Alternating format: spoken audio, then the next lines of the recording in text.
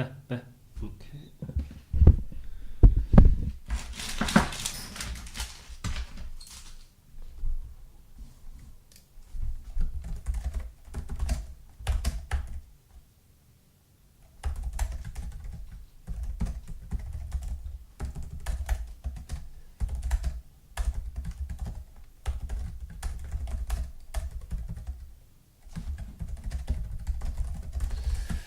Hello and good morning.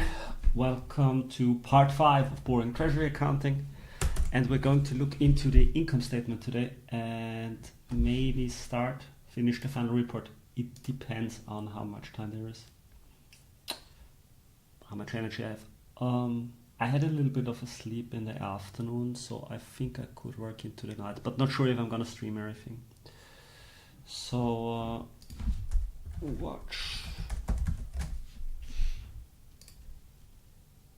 Yeah, so this has become a series, and what I'm going to start out with today is let's just look at what we have right now.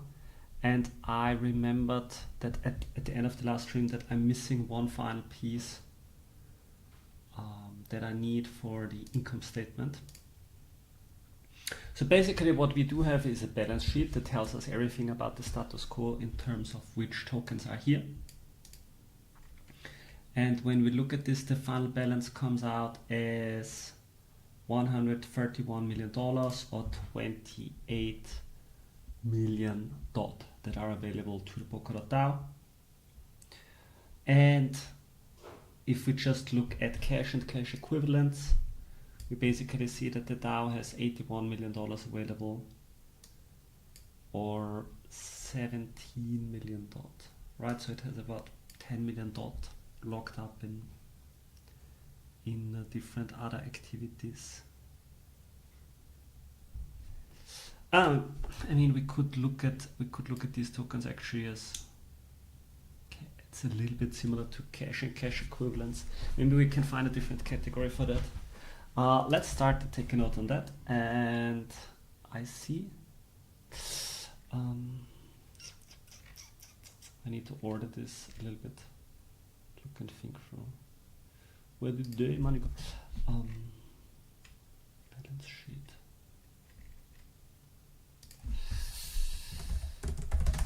Cash in the stablecoin acquisition, maybe a different category. Okay, so but this is what we have. We have the balance sheet, and maybe it's not 100%. And then we basically have a lot of data on what happened in this quarter in terms of spending, which leads us to the point in time where we can start filling up the income statement.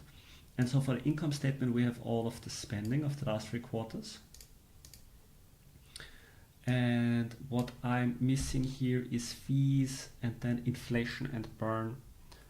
And for that, I asked my friends from the Parity data team to send over their latest data, which I got. And so we are going to make a table on that here at the very end. Parity data. And this is similar to the data that has been recently added to, I'm gonna do this in secret now. The data we get from the Parity data team is similar to what recently has popped up on Dune. So Dune Analytics has recently started getting interesting dashboards, and I can show them up in a second. Good. Oops.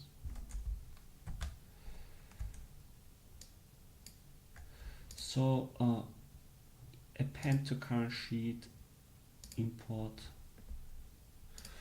So the Dune Analytics dashboards, Dune Polkadot.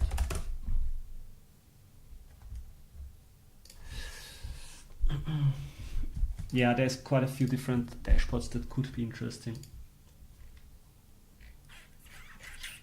But I'm not going to look into them today. So what we have here is raw data, And this is comparable to what you see when you visit Treasury. Hey, and I see that you're here, so if you have any questions, so you can also ask in the chat.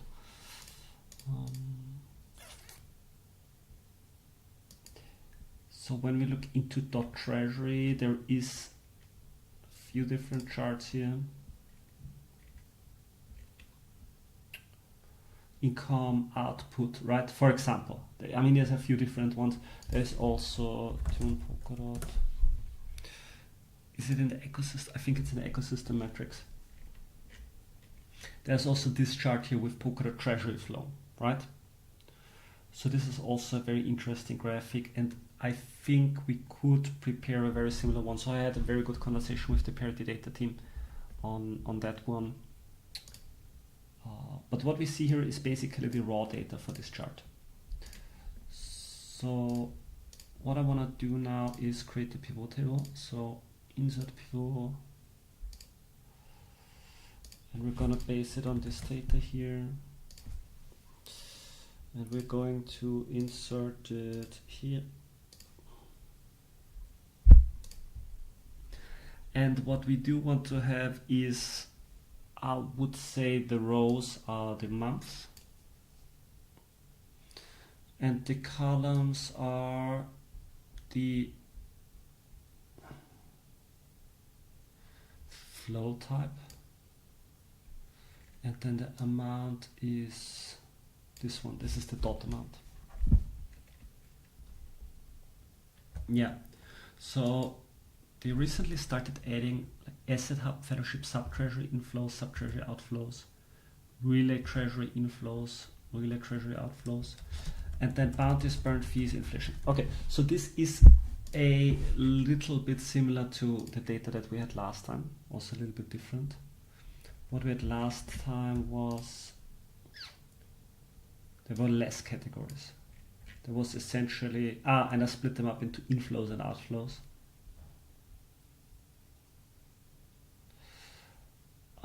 So let's look at how we got what we did with the data.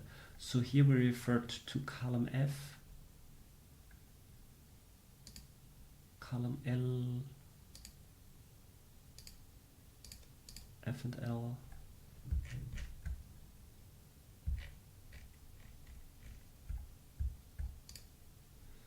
okay, so this was F here. And this was basically building the sum over some time. So there was fees, and then there was other transfers, and then there was inflation. Inflation was separate, and burn was separate, and then I guess J and I, tips and transfers were different. Okay, so we can replicate this behavior. So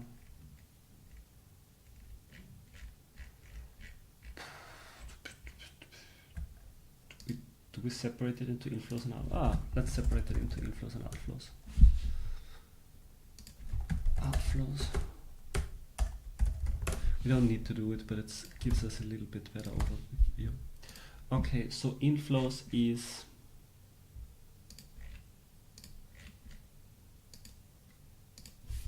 this is inflow, this is inflow.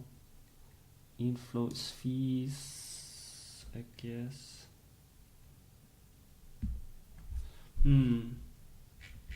Now let's do it differently. Cancel. We want to filter by is it a positive or a negative value. So if the amount is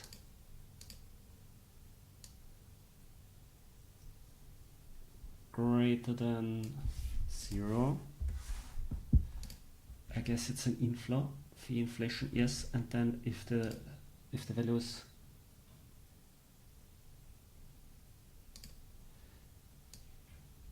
if the amount is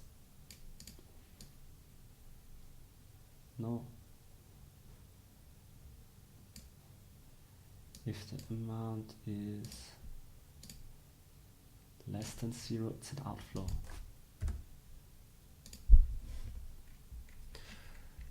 Okay, so tips is a thing of the past.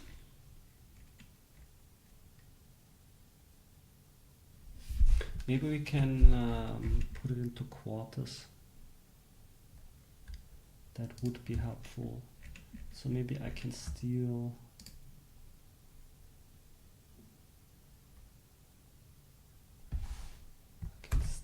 something from here.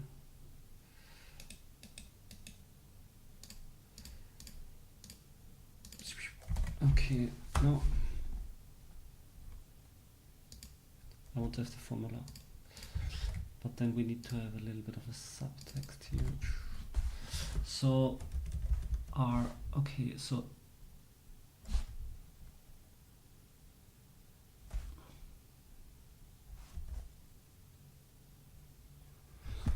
how do we get no, it's not find. Left. So we can take left, and then we take A2 and the left 4 characters.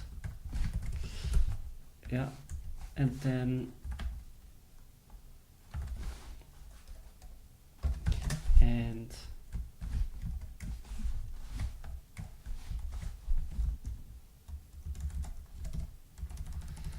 so we can take the left 7 characters here, and then we take the right, this is stupid, 2 characters from here, and then we need to make a number of that. Okay, and then we need to make a number out of that. This is stupid. I don't do this. I will just manually assign the quarters. So this is 2023 Q2.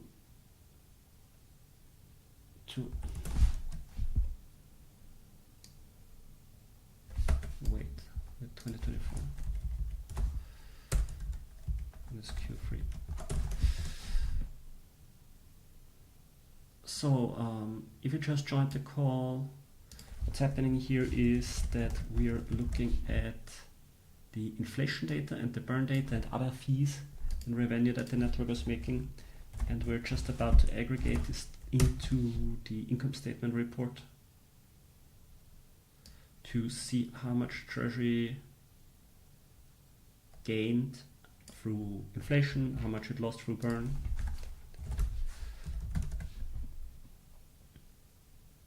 So if there is any specific question you have around Polkadot inflation or burn, we can also look into this. This is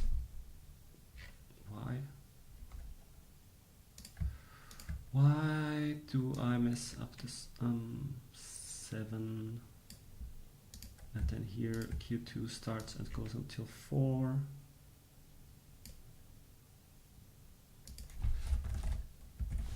Q1.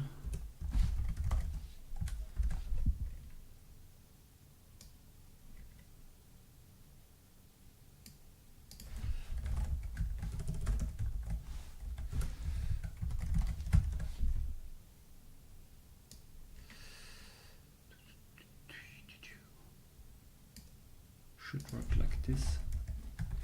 Q3, and it's 2023, and I don't know. I mean, how many quarters are we gonna compare? We're just going to compare the first 3 quarters, so we actually don't need more than these pieces of data. So let's look at this and say to E, and for this one also to E. And then we can just say we want to not split it by months, but by columns, by quarters. Right. Yeah.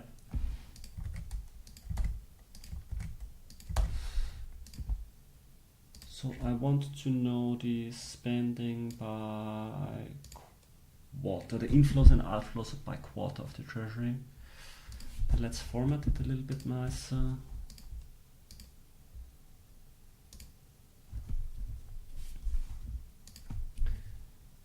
Good. So inflation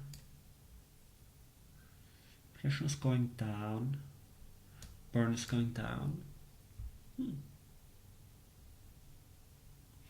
And it's burn is bigger. Burn was bigger than inflation. Inflation went so much down that burn. I mean, it's not gonna hold forever because I think in the future the inflation is gonna go up to 4.5 million dot per quarter, but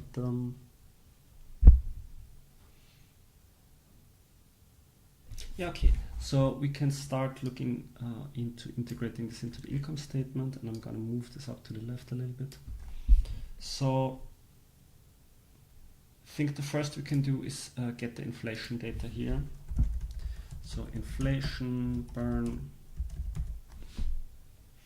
Okay, and the inflation we will get from here. So we will look at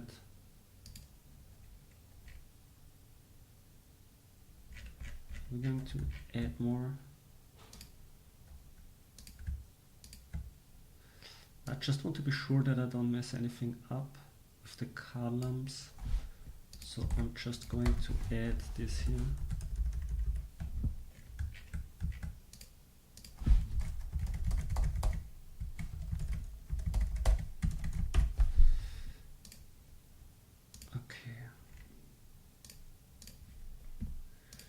So inflation, okay, this is the inflation.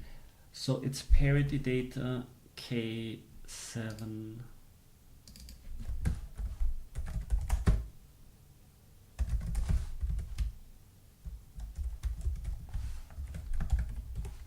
And this is Q1. Okay. Just gonna mark everything here as it should not change so that we don't introduce any errors.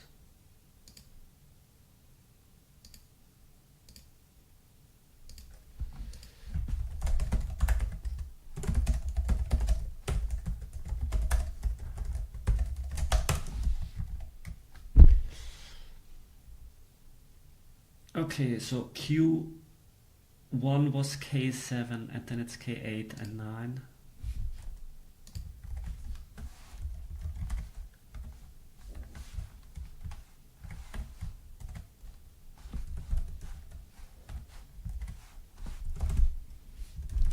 Okay, and then the burn.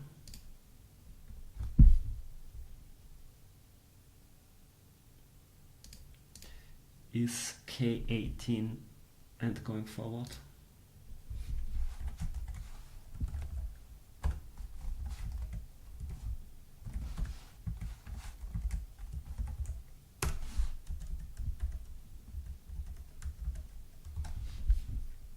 And it looks like we have some conditional formatting here, so I'm going to extend this.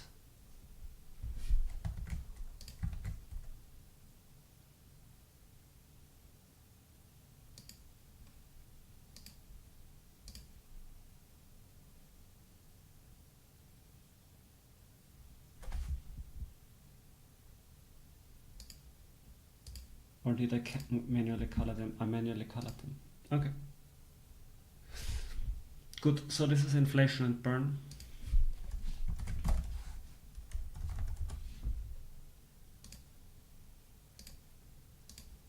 Why did I manually color them?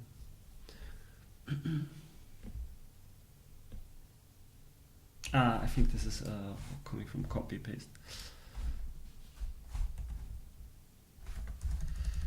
Good, okay. So it's now we want to get fees and other kind of revenue. So let's check this out. Okay, fees are here. So we can also just take this from J7 going forward.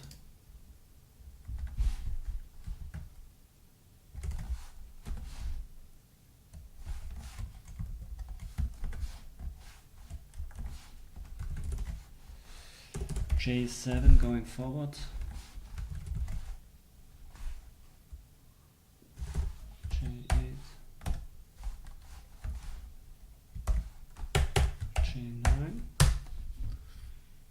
And then fees. And then this is basically other revenue.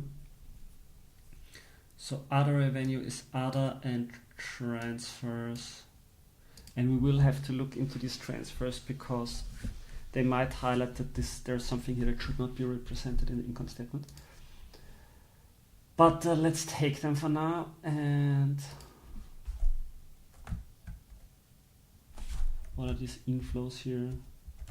This is likely from the stablecoin acquisition, but it looks too little from the stablecoin acquisition. So maybe someone was sending it out here. It's not a lot.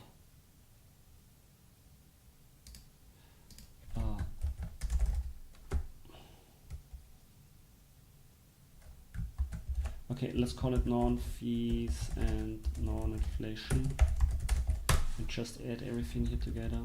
So this is transfers and other. Okay.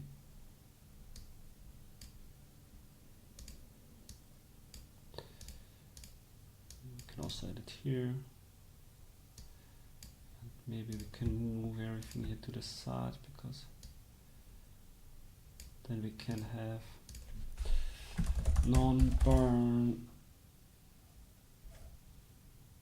Yeah, but essentially, yeah, we have to look into this a little bit. But this looks like it is. This looks like it is. But yeah, let's manually look into them. But first I'm gonna refer to these data points here. So this is Q1 at P7.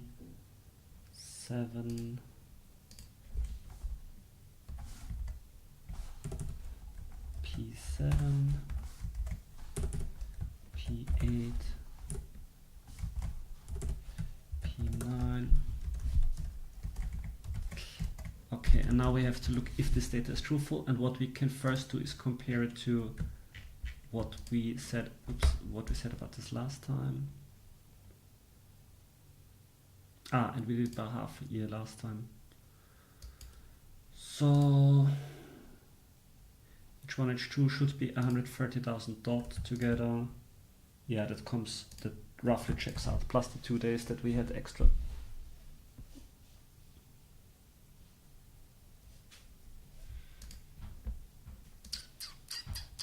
Yeah, but I still want to look into this data point, and then we can check out the final numbers. Okay, so let's have a look first what we have here in terms of transfers. That would be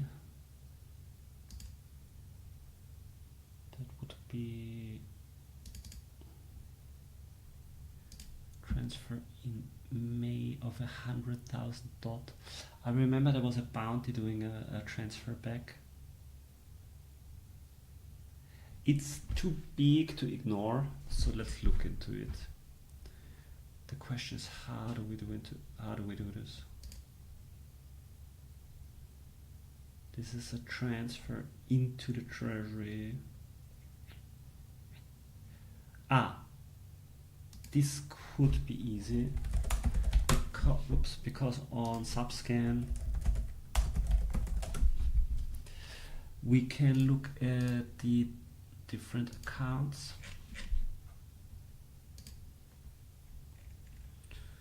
and the treasury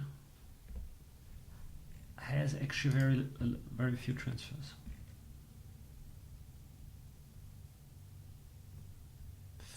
And it has transfers from time to time, which is always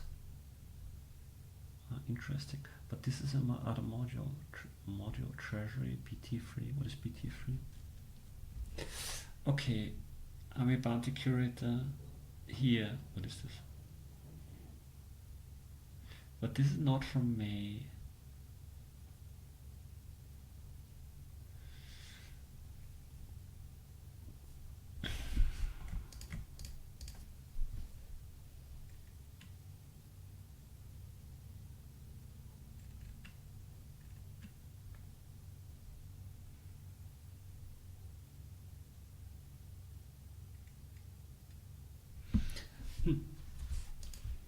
Wait a minute. So 100,000 from Q2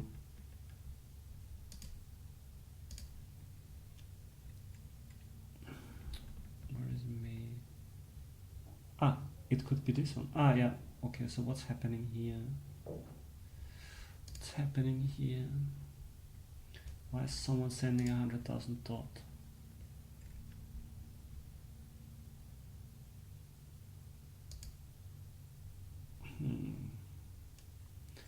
So Treasury paid out.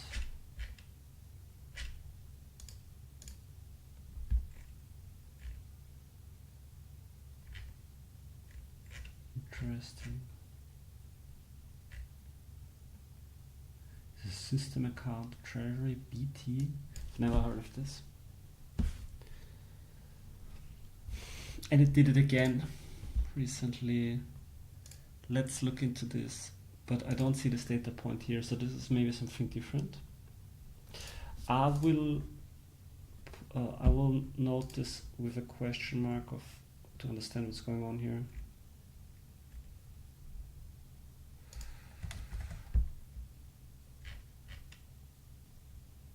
Some kind of system account, so there's some underlying logic going on. Open questions. What is going on here? Why 6-digit transfers of dot through this system account?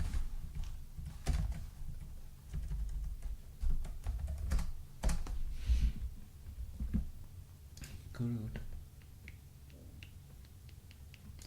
Okay, not yet happy. Not yet happy with these explanations. Okay, but we have slashes dust OpenGov returns. Yeah.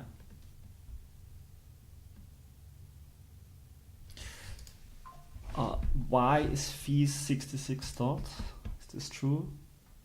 I don't think this is true. Fees 66 dot.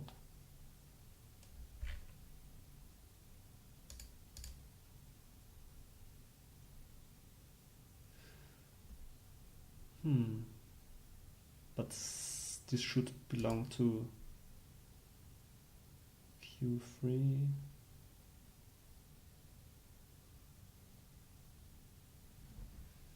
Okay, I will check with the source because I'm not sure if this data point is correct.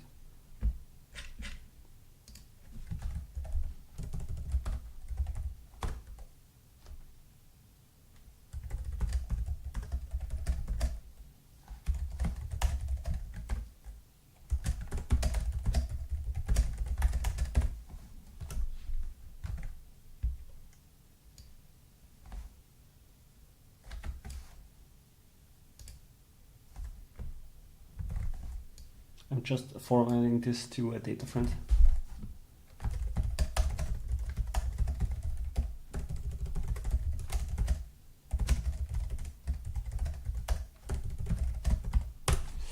Okay, I'm forwarding this to a data friend at the ecosystem to check it out, the party that provided the data to me from Parity.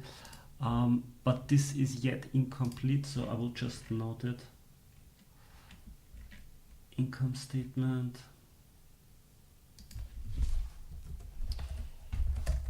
Please look wrong. Okay. Okay, so we will have to leave. Oops, it's the wrong sheet. We will have to leave this part out for now, but we have expenses here.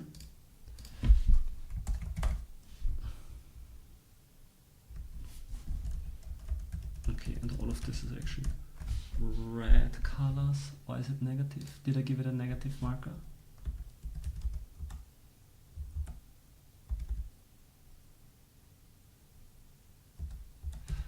Okay, I'm getting this from P12 to R22.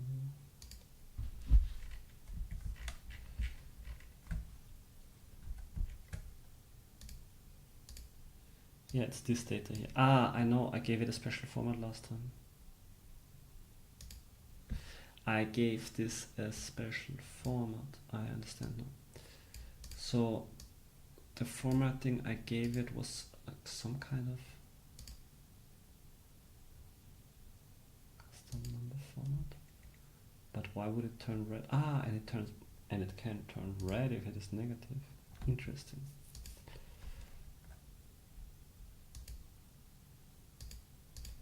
Interesting. So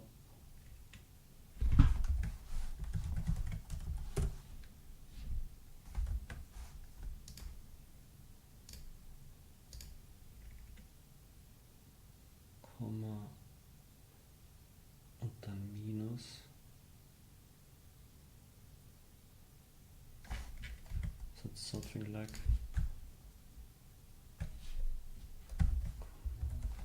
red. Okay. Did not work. And the sign is gone.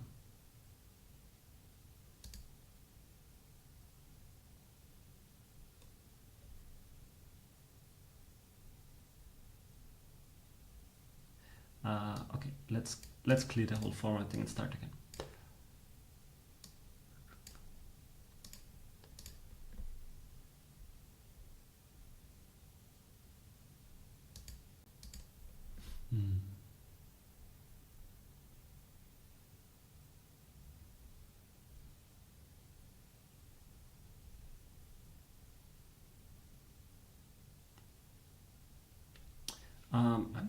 I need these values as negative, but they are positive. Can I?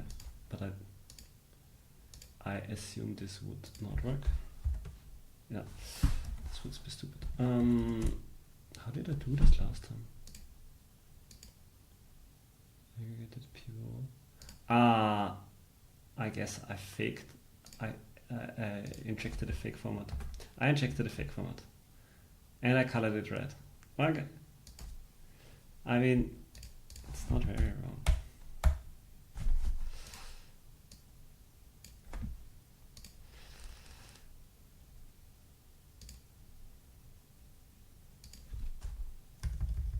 Can I just do this? Yes. Okay, so we have income. Okay, so we still have to check out this here. This still has to get corrected.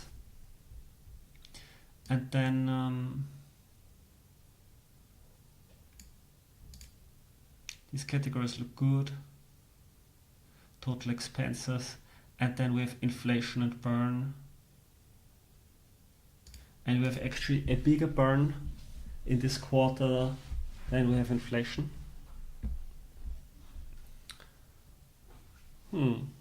Good. Okay. Looks good so far. Yeah, so this is approaching a final form for the report. So I would say what I can do now is I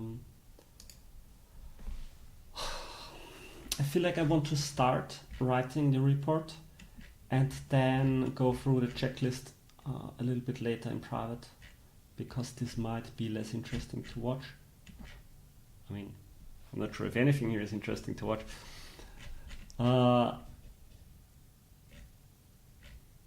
But yeah, let's start.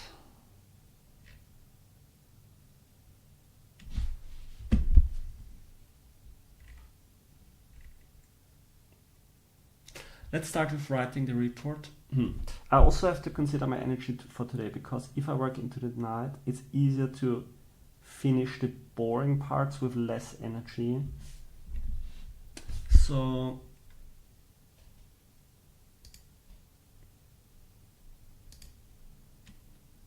this was before the cut, so we just give it a mention.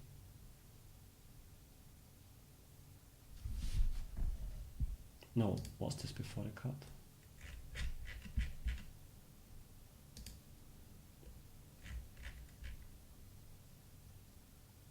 It was not before the, it was before the cut, so I have to include it.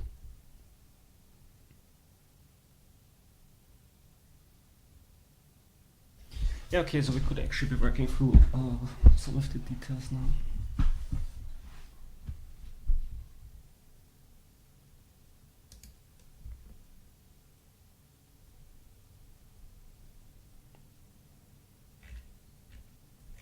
So, Okay, I'm going to start to work through some of the details of this whole thing. And so the first thing we have here is, so basically I have a list of notes of everything that I should consider before finalizing this thing. And for the balance sheet, I'm gonna close the one from last time. For the balance sheet, there was a payout to Centrifuge, but this is basically under custody of Polkadot, or not custody, but it's owned by Polkadot.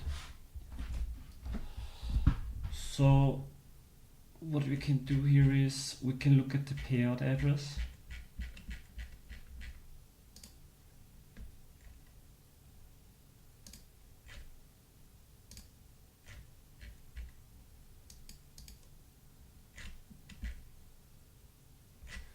Let's see if they maybe already commented, then we don't have to look it up. No, there was no comment.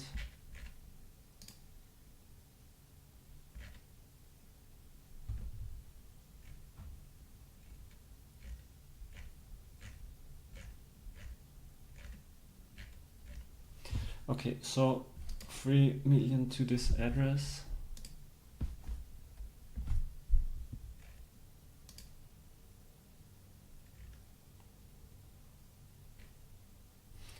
But on a different chain.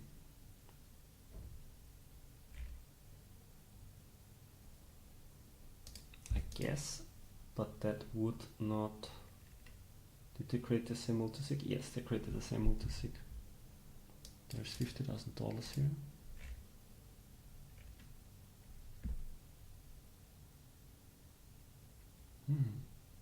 Okay, so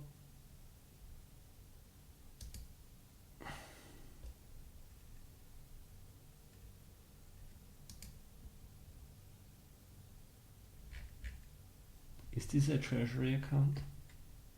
This looks like the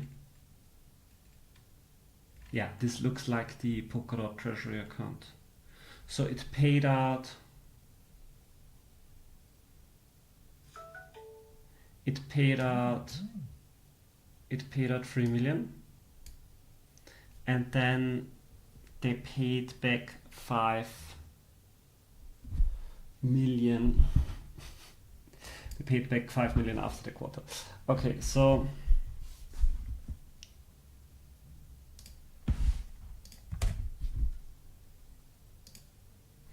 at the time of the balance sheet,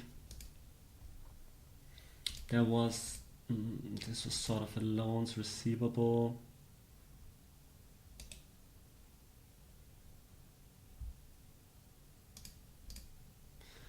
And this was in USDT.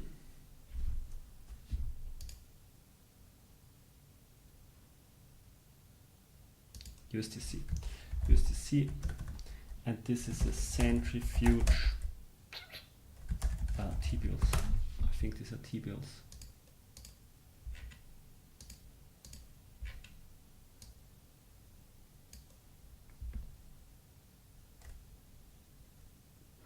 RWA, like stable coin yield. Centrifuge.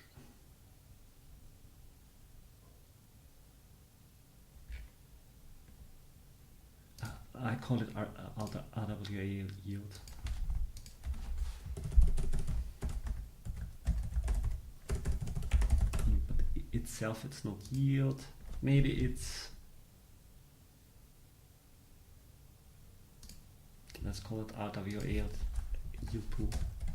So, and we give it a link.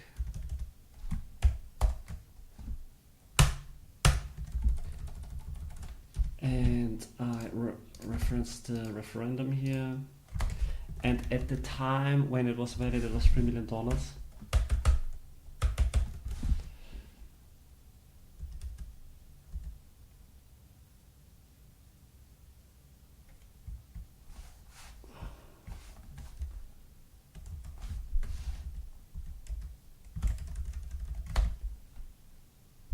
So, and then I got a very important note from someone. So if you have something in a loans receivable account, since the Treasury did not have income, you can actually not estimate what the value is of that, because then you would have to have it in the income statement.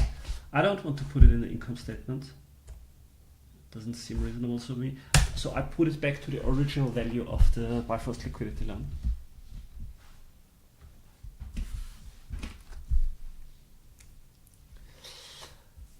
Okay.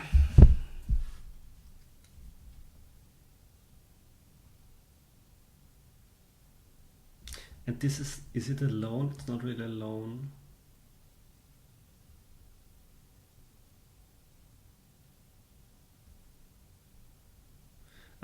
This is a loan, but this is, yeah, maybe it's a loan. Is it a loan?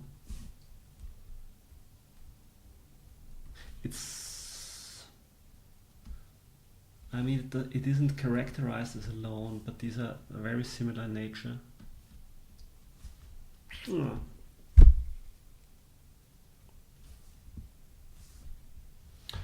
Loans receivable. Okay, interest is estimated. We can remove this. It's not a loan. What are the payback conditions?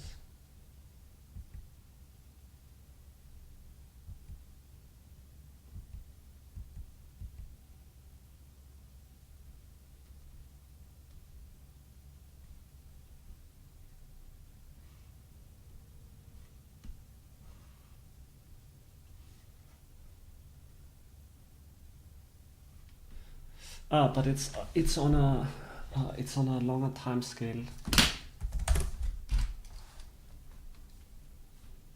Let's call it a loan. How are loans called in accounting that go longer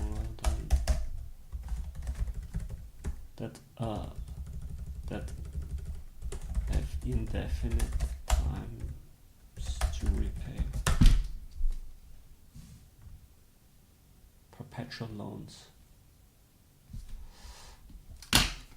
Also in the balance sheet. Yeah, long-term liabilities. And if we gave the loan,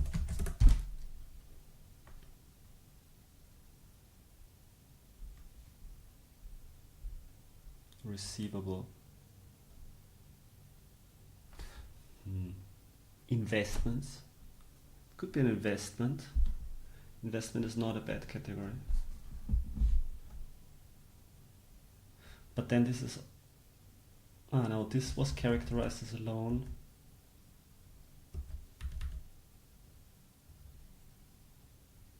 Or a receivable. Let's just call it receivable.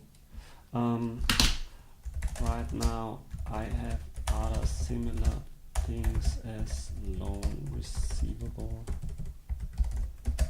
Should I call all of them receivables?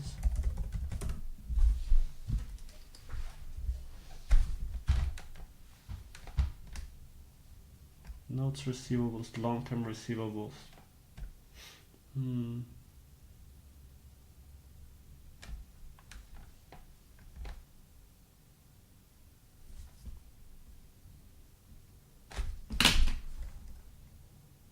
I put it on the loan receivables, it's okay.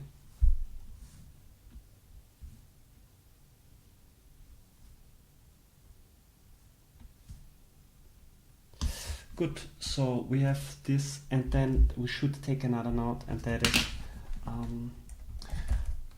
half of the loan was repaid 2 days after the new quarter started.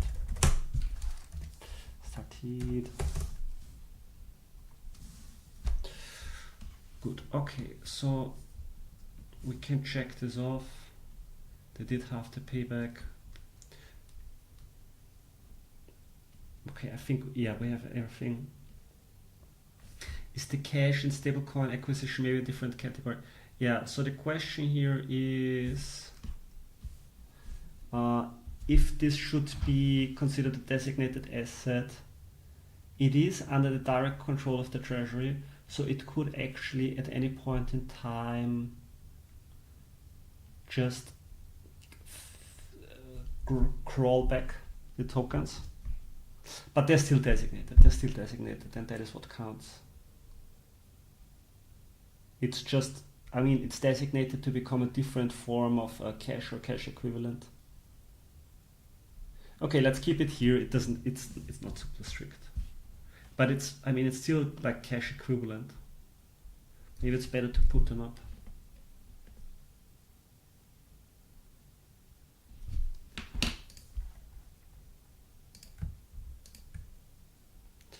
And here I'm gonna put also a note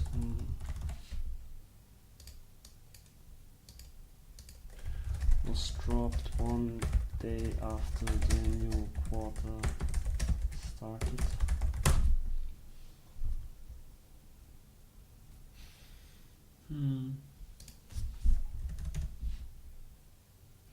I will put this under cash and cash equivalents because it can be crawled back very quickly.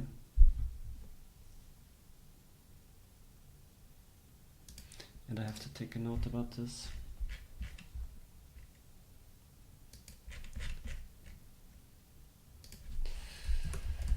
Move the stablecoin acquisition positions to cash equivalents. Good.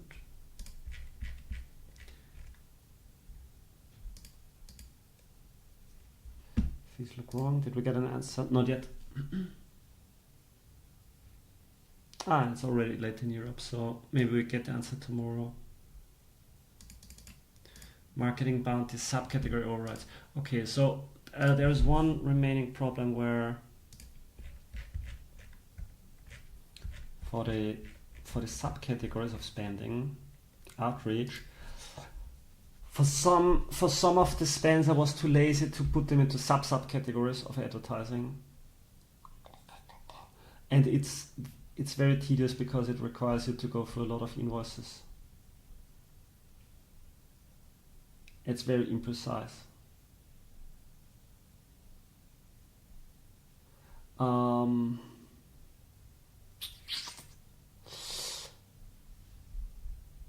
And if I look exactly, there is only one other advertising. No, there's multiple advertising subcategories.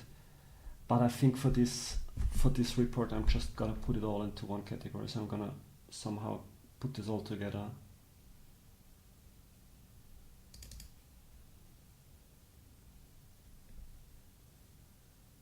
These are not child bounties, these are regular proposals. So I'm going to put them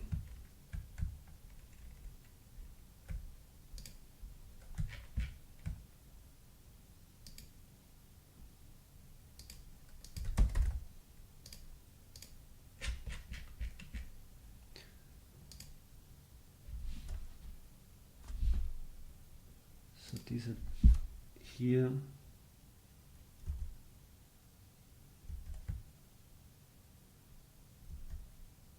Here and here.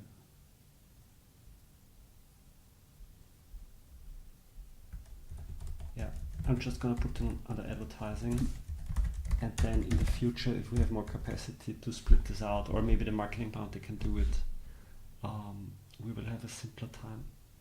So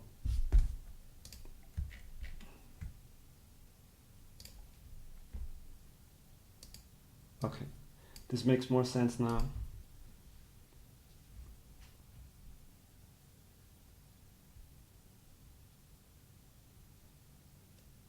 Yeah, it would be great to have split it up. Okay, and Cheaper made so Cheaper made a comment that sponsorship should be its own category, its own subcategory. I think it's not right, but I mean it is a dedicated subcategory because it is, or let's say it's a very big subcategory because it just makes you wonder what all the spending is going going to, and then the biggest component is actually this was Inter Miami, but there's 2 sponsorships here.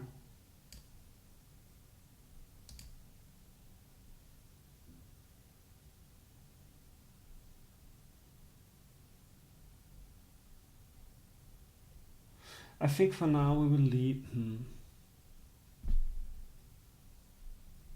I will think a little bit about it.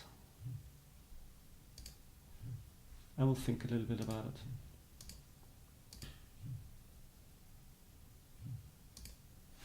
And if I don't think about it, we'll leave it at this, but I think it's fine. If it pops into my mind during writing the whole report, then I might put it again up. Okay. Protocol this can stay. Yeah, it's bad, but it can stay. It can stay.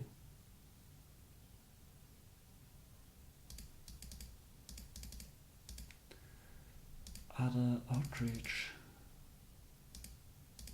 Yeah, and then there is this meme category. So there is 2 proposals that are specifically about creating memes, and I was thinking about maybe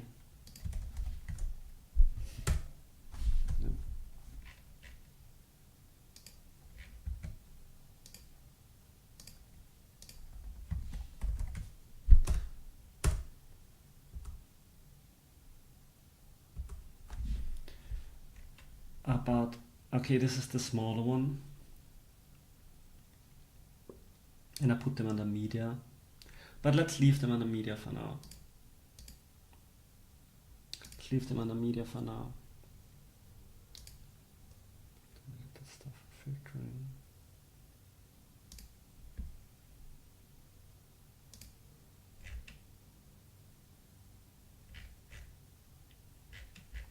Okay, so I made a note here, and I want to make sure there's no bug, but 519.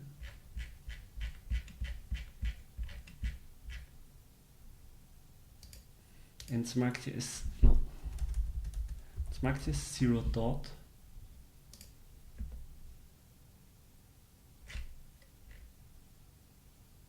Okay, so what's going on here? It's a spanned local of 250 dot. Why is it 0? Okay, I'm gonna hunt after this, because if there is a bug and we miss some other spans, this would not be good. So I'm gonna hunt after ref 519 and see if I do a mistake during fetching of the data.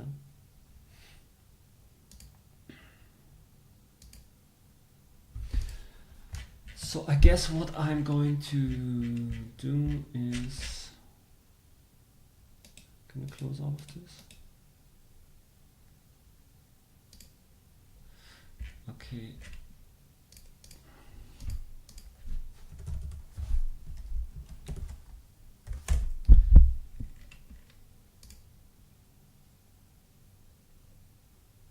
Fetch referenda. Okay, I'm going to fetch the referenda and then I just look into the data. Yeah, so maybe to summarize where we are, most of the work is done, and it's now about working through all of the smaller nodes, checking, like every time something was off, I took a note, and I just want to make sure that everything is working fine. So this is typically where you go into different aspects of the whole thing. Sometimes you discover a problem, you fix something, and then you're really glad because just makes you write a better report. So we're going to look into this data a bit and see if there is a mistake during fetching or transforming the data.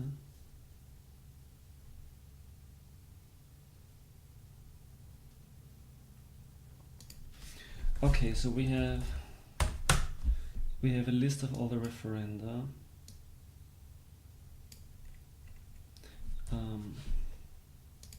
And what we want to have now is 519, so give me all the referenda where the referenda df index equals 519. Yeah. Okay, and the dot value here is already 0. So this already happens during fetching the data.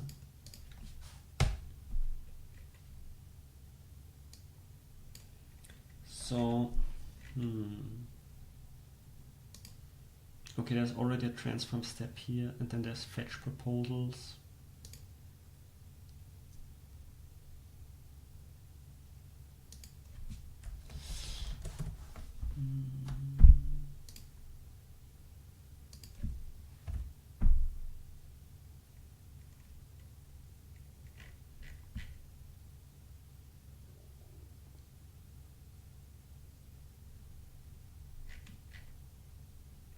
Fetch referenda.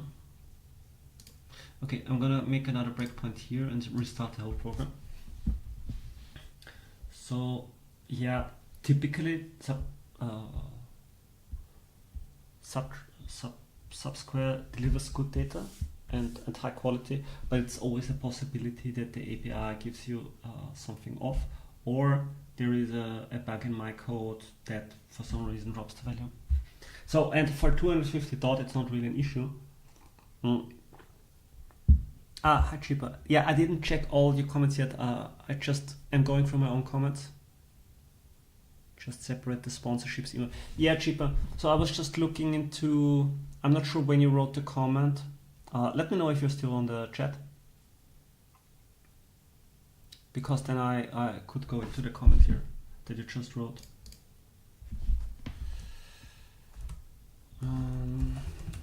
Yeah. Okay. And ID referendum index. Okay, so give me the referendum where the referendum index equals 519.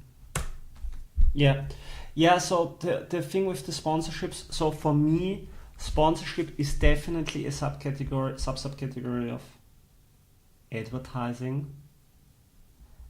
And I looked into all the advertising proposals, and I don't want to go through all the invoices because it's like 15 or so. Yeah, and I agree it's reasonable to separate it into a different thing, but then I would put it under advertising sponsorships maybe and just show it. But what I think is also fine is to, because always in the final report I make these mentions of the biggest positions. And so in this case, the biggest position would be the top up for, I think it was Inter Miami. And then the second biggest position is already the Heroic sponsorship for $80,000. So if you go into the text form, you already see that all the other proposals are smaller than the Inter Miami proposal. So I guess in the final report it would be fine.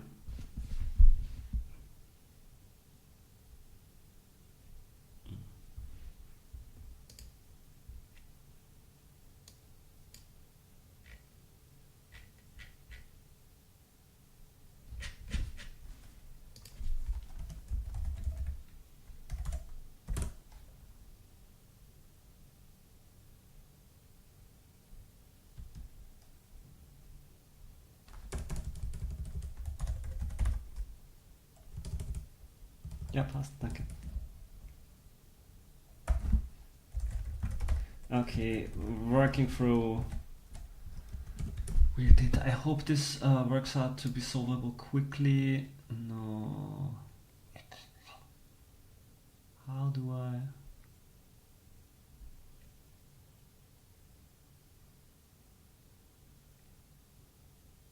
Okay. Yeah, I'm pretty sure this is a bug on my side, so I should fix it. Okay, let's see how I transfer this. Usually,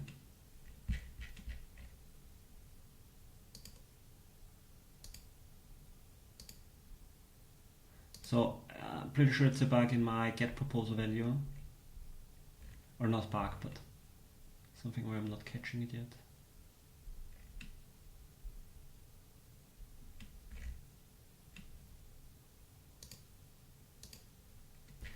Okay, so what I will do is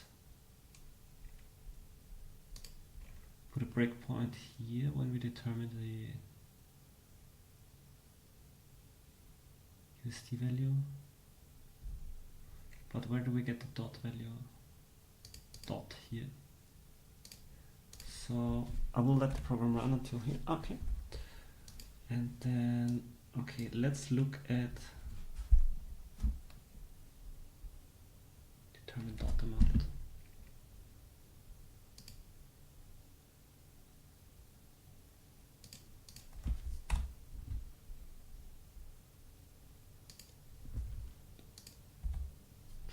Okay. So I get raw data from Treasury, Subsquare, from Subsquare, and I want to see how much dot we're getting here. And there is a column on-chain data. And then what do we see in the on-chain data? OP on-chain. And then typically I see the amount in a thing that is called Treasury info. There is a Treasury info. And then in the Treasury info, I look into the amount. And there is an amount. Okay, and now I want, okay, so this is how it typically looks. Now, in our case, we are on a different item, and the item has an ID, so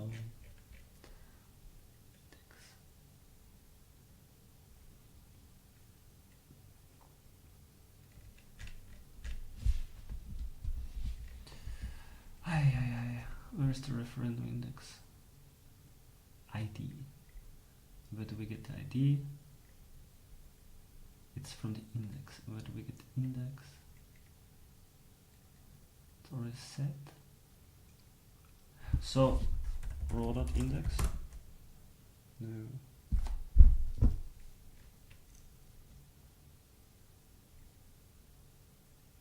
No, the column is ID. The column is called, so it's raw ID. Yes, it's raw ID. Okay, so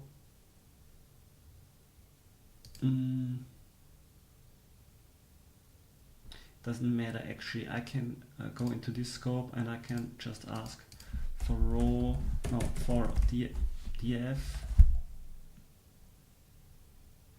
and then what I want to see is the on-chain data, yes, and I want to see the, and I want, okay, so I want to have the data frame where the DF ID equals 519, no, yes, and then from that I want to have the on-chain ID, on-chain data, and from that I want to have the, I can just go through this now.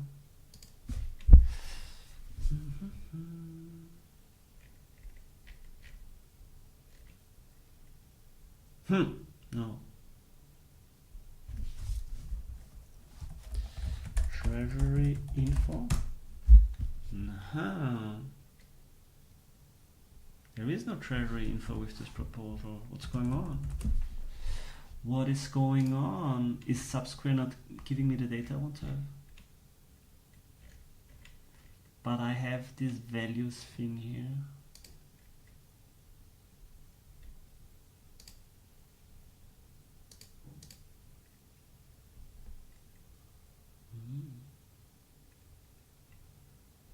Am I not happy with that? Why is there no Treasury info on this item?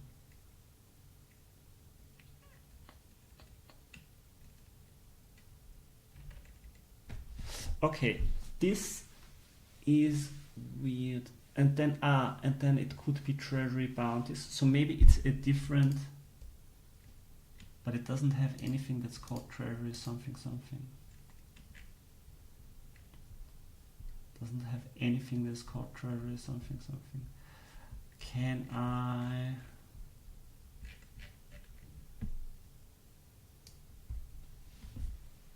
just get the data like this?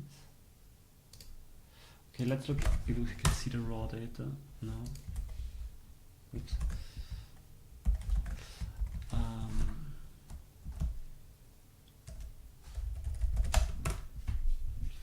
Okay. And then how do we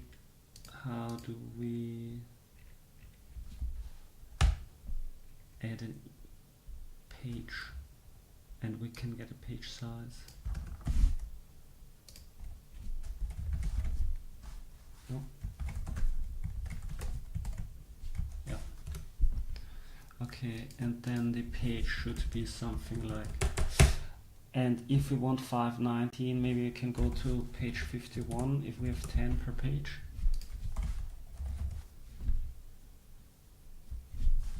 ID. Yeah. Why is it not working?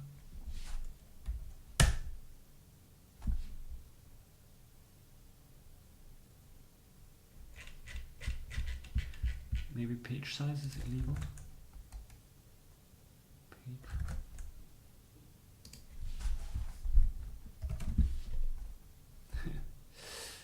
Okay, page size is working.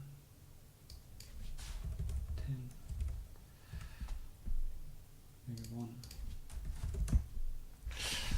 And then an ID. Ah, okay, there's multiple things that have an ID. 33. What is going on? 10. It's odd. Okay, whatever. 100 per page. Give me page 1. 33, 31, 33, 32. Very odd.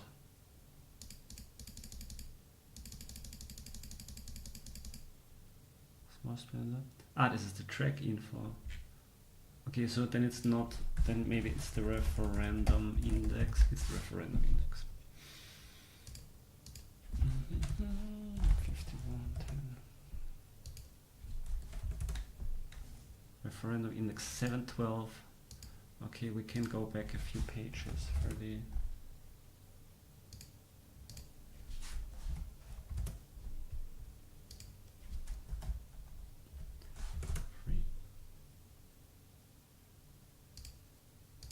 it's inverse order, so I don't know. 519, 10. Getting very nerdy now. 8, glaube ich. 519.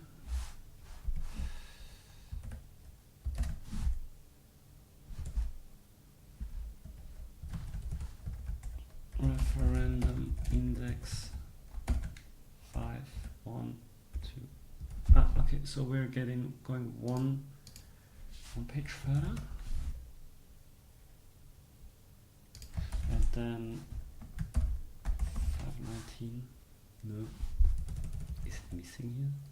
What am I missing? Referendum index for 11, for 10. Okay, so it is page 8.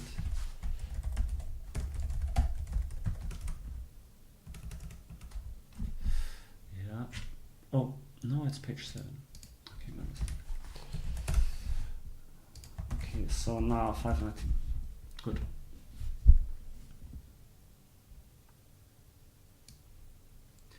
Okay, so we have an item that's starting here. Duisburg.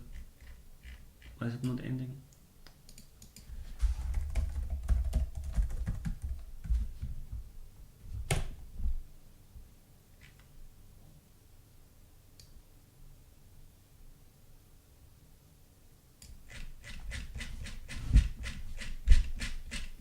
Okay, what I want to do is just look at the raw data that I get. 519. The object starts here and then it goes until here, which is lit.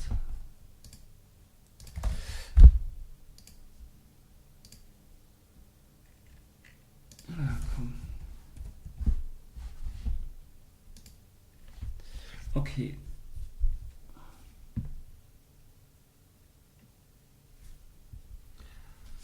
So I should find a dot value here.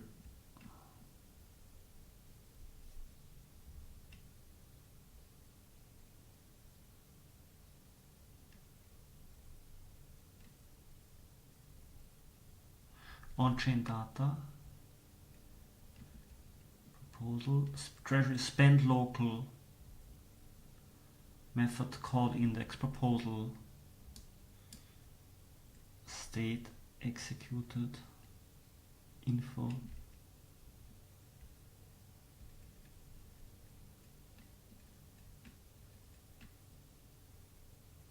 Submission deposit deciding instead income. There is just no treasury info here.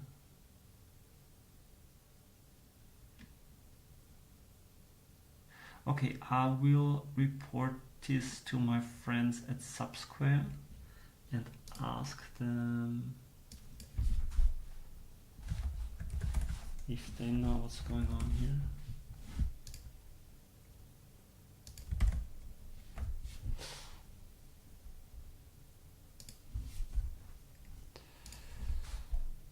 Subsquare.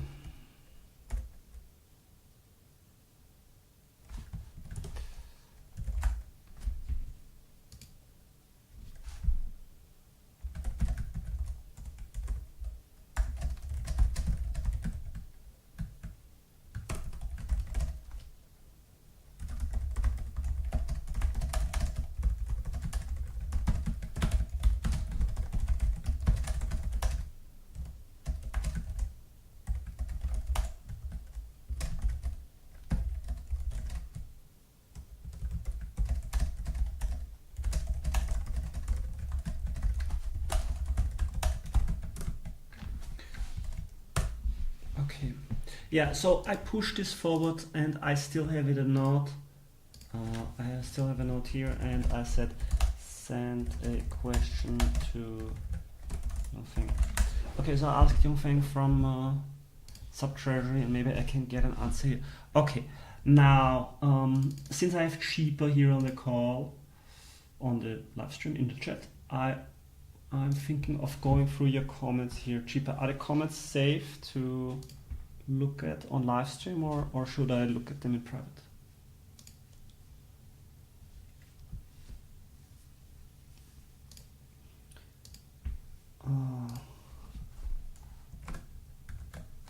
Spend local logic. This is for next time.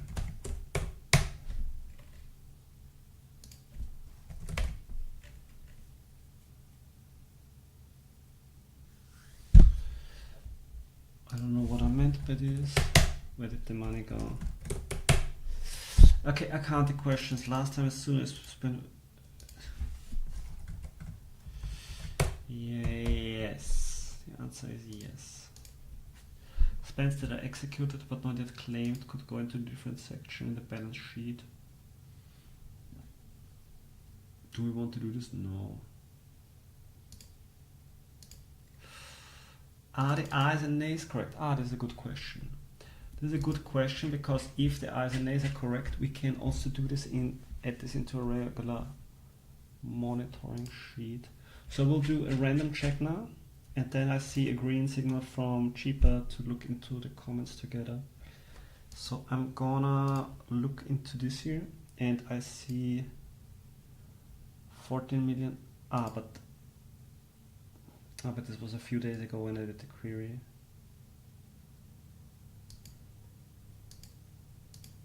Okay, I will notice. I will notice from later, but Cheaper, for you to know, I strongly believe that in this version of the code, the ayes and nays are counted correctly. So we could take this version for our regular reporting. Wow, 5 nays.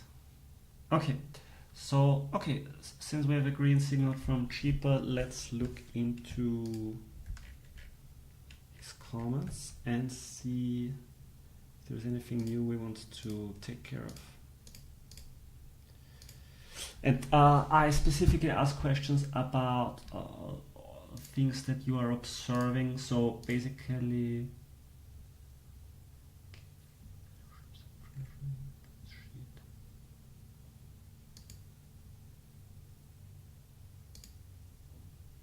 yeah. Okay, so let's start writing a report, and let's start with the comments from cheaper. And I think I'm gonna split it up like this. Okay. And I think, where do I see all the comments? Yeah. Okay.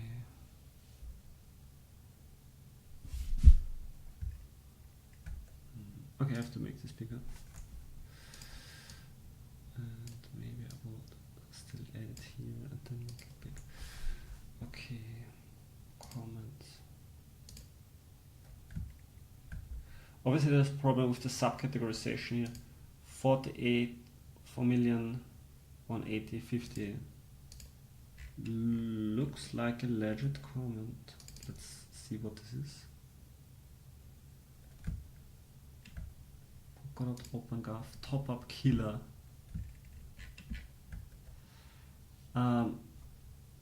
Yeah, okay, it's educational content. What else do we have?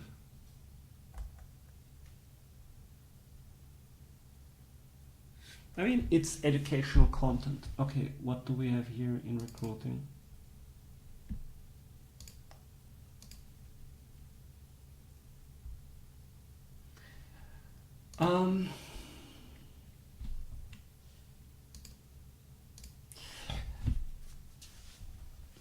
Okay, so a cheapest comment here is that the categories are not, I would say, proper in talent and education, because we have very small values here, and then conversely here we have very high values. Yeah, it's true. It's true. We don't necessarily need subcategories. It could be fine to have categories here if you assume it's okay to have a little bit of an agenda here and say it would be great if more people would be providing educational content. So in this case, I might be inclined to keep it just to highlight this as an example and tell people there is space to create more educational content. Recruiting. I mean, we used the categories in the past, so they have a history. It's not like we made them up on the spot here. It's just that there was. I mean, we can compare this with a past quarter.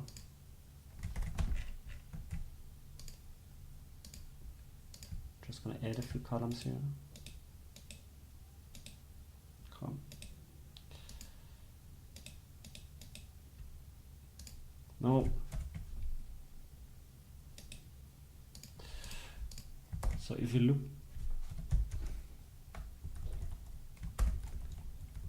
look into this, and if I now add a past quarter,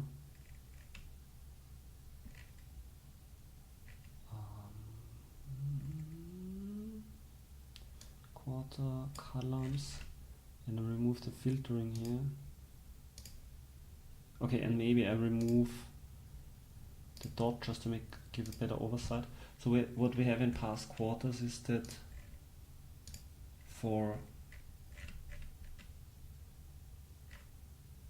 talent and education, here, education and recruiting, it had, we had spends here in the past. It's just that right now there is little spending going on.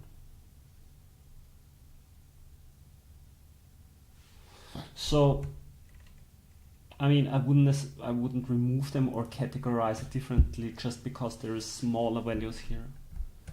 So you can ask how meaningful is a certain subcategory, and so here we have the category talent and education, and then within that we have recruiting, and we had spends on recruiting in the past. I think it was a single spend. And education, and I think within talent and education makes sense. I mean, it's close to trainings and hackathons. We could say we are merging those, but in the past they had a different meaning, right? So if I'm now, basically if I could say I'm categorizing it into something else because it would look nicer, but then in the future, if I have additional educational spends, I just miscategorize the item just because it didn't look nice in the reporting. So in this case, I would say I'm not doing it because these are, I would say, relevant subcategories. Recruiting is a relevant subcategory in talent. And for example, in the next quarter, there is a possibility we're going to have a Anna. Yeah. Yeah, you're saying maybe we categorized things differently because trainings increased sharply. So, I mean, we can look into it, but I believe this was educational content. It's just there was nothing here in this quarter, but if you look at this, there was 5 digits here.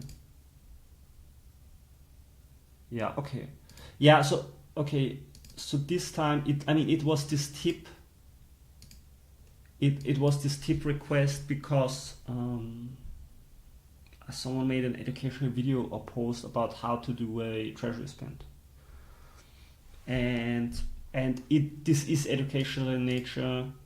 You could also put it under, it's tech education, so in my opinion it fits here. And let's look into the recruiting thing. Standardized interview for head ambassadors. You could put this,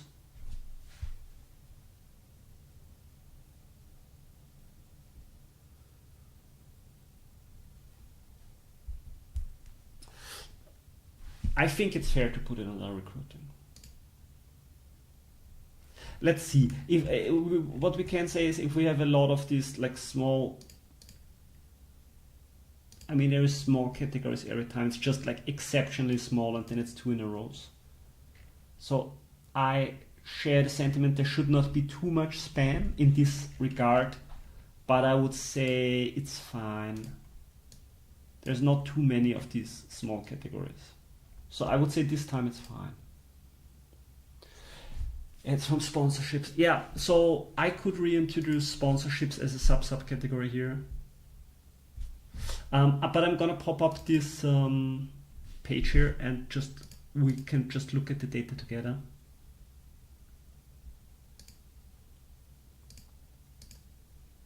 Okay, so the biggest spend we have is, so this is a sponsorship. And then I don't know what this Pineta digital invoice. Okay, so it's basically a, why is this a direct spend? This should be a bounty. This is wrong. Okay, I'm gonna have to fix the data here. Aggregated. 1, 5, 4, 3.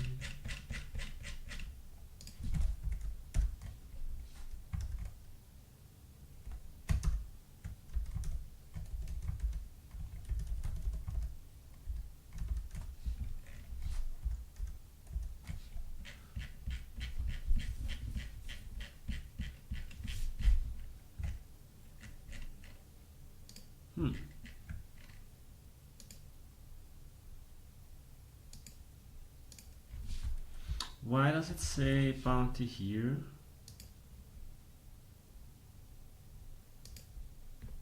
But then direct spend here.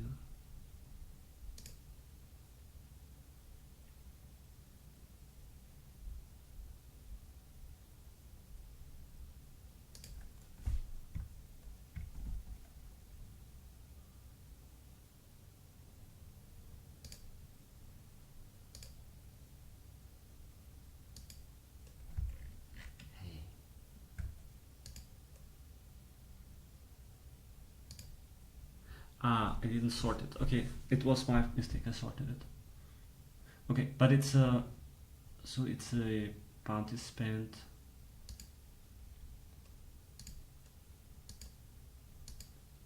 I don't like this spend.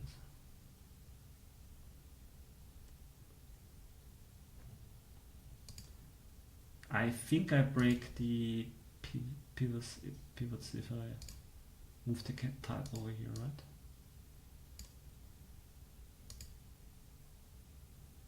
No? Very good. Okay, then I'll leave it here.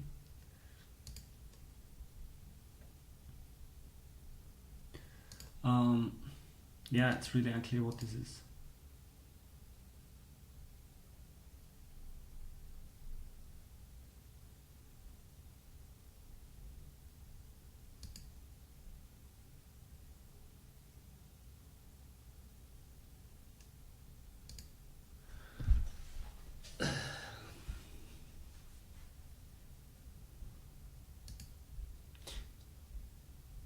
Yeah, I mean, cheaper. The question is, should we look into these spans more clearly, or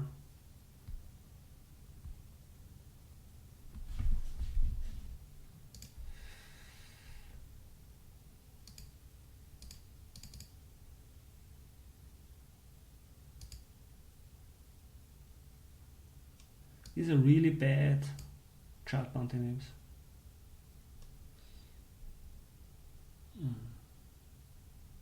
Okay, I feel like I want to take a break for at least a few seconds, but I won't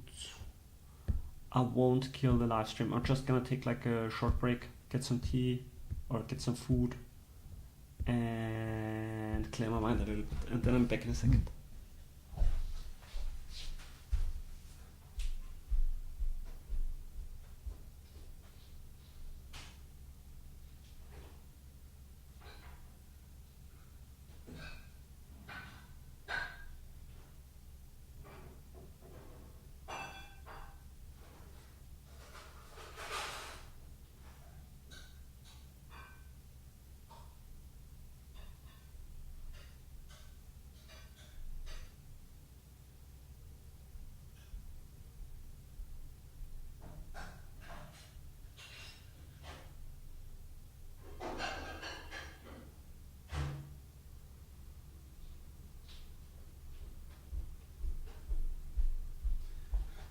So I think the thing that bothers me here is that it is a question of transparency, and ideally you would have an agreement with the bounty that they create more transparent descriptions for the child bounties. So maybe cheaper, this is also something you can bring into the marketing bounty, is to ask them to have very clear descriptions on the child bounties, because this is, this just moves the work to someone else, and actually it should be the bounty that is very clear on how it provides the information. Because we have to look this up, I cannot put in the report, like there is a certain invoice and we don't know what it does, right? So it basically puts the effort on me now, which I don't like. Yeah, I just have something in the microwave, but it means I will have to go through at least the top 5.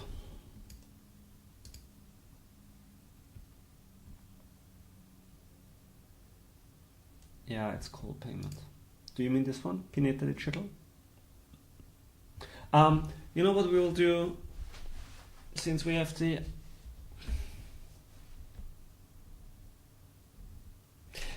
let's do it like this. I will go through all comments first. I'll leave this here, and what I will do is I will just go into the top proposals here. But then it's still just a translate. I mean, the question is, do we introduce the sub-categories or not?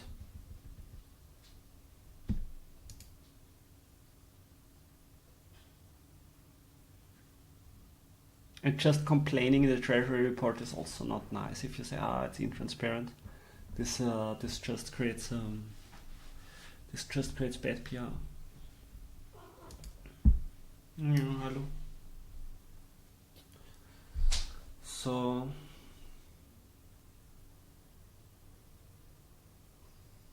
yeah, I will have to go through it, but it means maybe cheaper. Can you?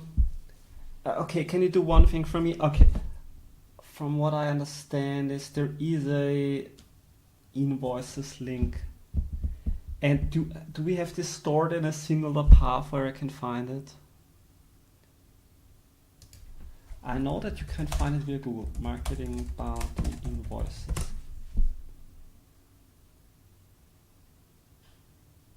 Yeah, you go to the refill and then you go to reports and then there is it here?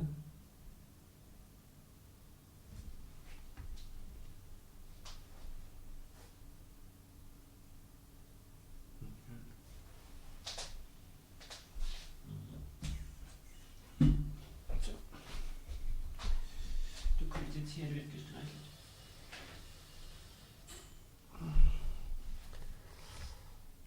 So, where's the invoices? Oh my god.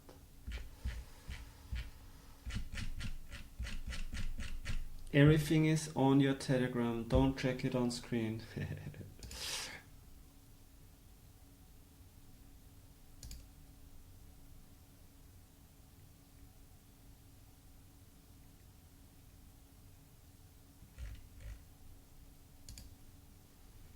Okay, there is this drive link here, and this contains invoices.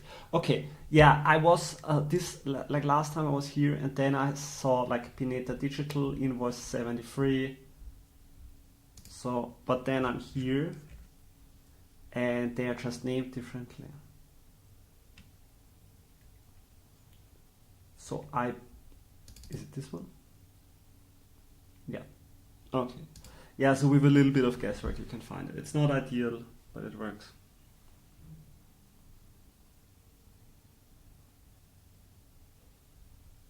Okay, so then I will do the work and I will go for all the child bounties of this quarter later, and then I will apply the subcategories. And then we just have this again. But we need to link this up somehow. And it should not continue like this. I mean, it's okay, it's fine, but it needs to be a little bit more clear. If I have to dig after every line item, this is not really. This is a good first step to transparency, but it's not perfect. Okay, my microwave is done. So I'm gonna grab the food, and maybe my cat here will decide to keep you entertained for a minute or so while I'm gone.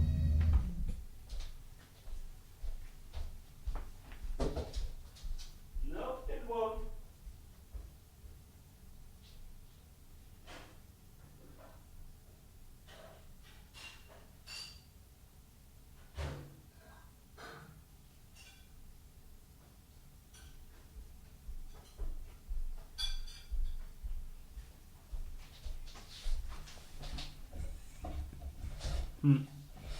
Maybe I should not eat and live stream at the same time.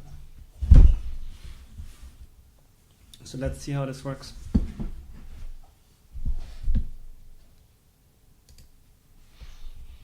I'm gonna go through your comments, and then later on we'll go through the categories here.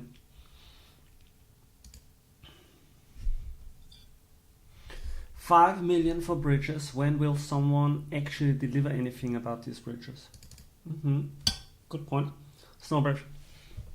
Yeah, so since you're asking, the status for Snowbridge is that the bridge is delivered, and now I'm not sure how much work there is for the fellowship and how much work there's for the Snowbridge team. But this bridge is there, and now they're basically fairly quickly layering over new features. So the first thing they had was dot and ETH transfers, and what they're currently working on is ERC20s. But since the groundwork is done, this additional work is much simpler now. And I think there is, even in the current release or in the next release, there's something here for that.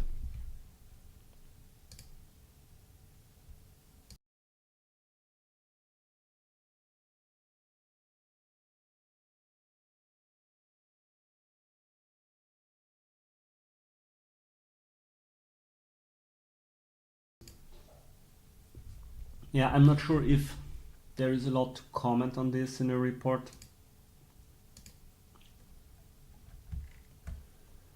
There is only 10 million reduction if you subtract the category of economy. So actually all this noise only managed to reduce the spending by 25%-ish.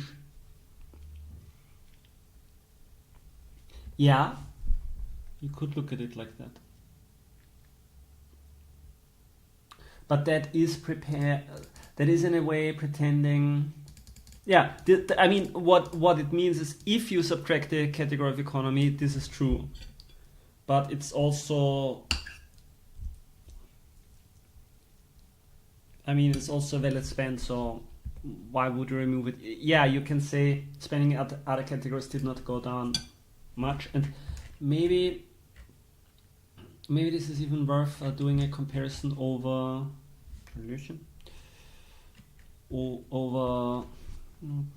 ja, du wirst schnorren, aber du kriegst nichts von mir.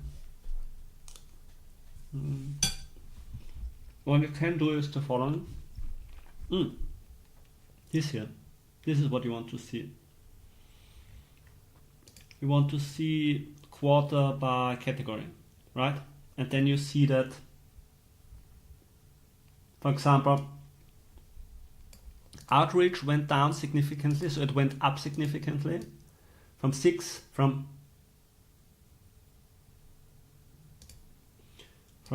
1 million to 6 million to 11 million to 26 million and now back to 10 million, right? So it's basically at the quarter 1 level. And I think there was a payment for the sponsorship. So yeah, without the sponsorship it's also much lower. Development is fairly stable this year. Economy, yeah. And then talent and education is sort of within the same range, but it has like big changes if you would look at it in relative terms within itself. And operations is actually our second cheapest quarter so far.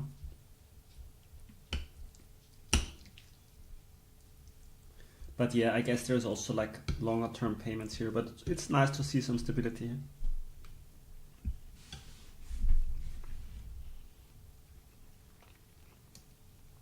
Research was pretty low. Was 1.5 million in the last quarter. The virtual CISO and the code base audit of Storage Hub.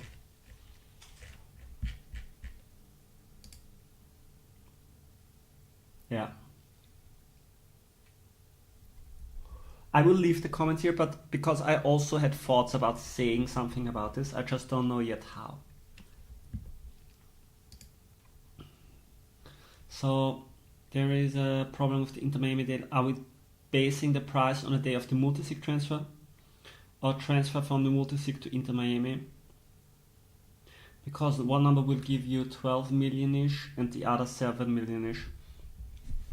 Yeah, so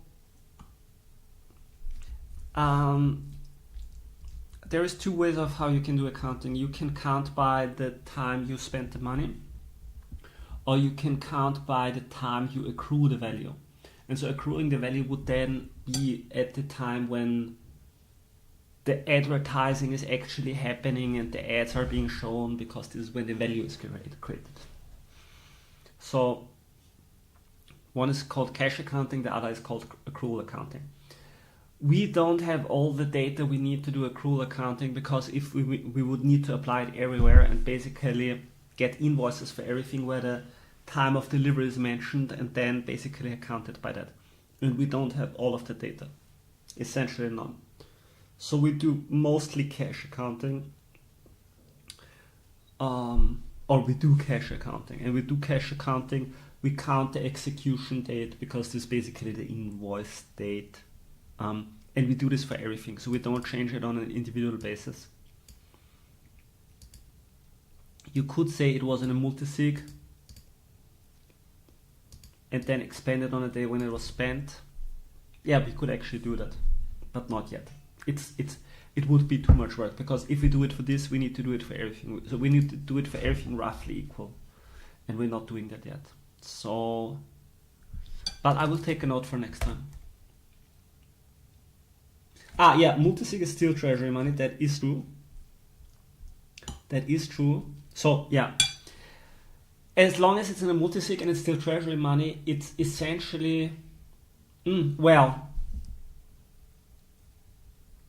It depends a little bit. I would say if you put it in the multisig of the recipient, it's their problem. So if you put it in the multisig of a recipient, it's from there on it's their problem, like whatever it is worth, right? That the treasury makes it their problem that they are paying for top-ups is the treasury's problem. But so it depends on the multisig. For example, the MIF airdrop multisig, I counted in the balance sheet as belonging to the treasury because it's managing the treasury's money and is acting on behalf of the treasury. But if you give the money to someone who is not acting on behalf of the treasury, it's like an external party. And so then it's basically spent at the point in time where it goes from an internal party to an external party. Right, and in the case of the sports sponsorships fund, you could consider it as an internal wallet, that is right.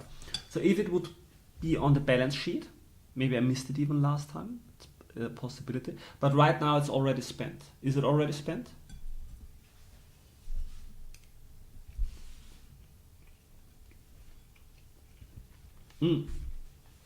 Yeah, so if the money is already spent, and I assume it's spent because they're wearing the Polkadot t-shirts, then it's spent. It's possible that I missed it on last report, right? But essentially every multisig that exists,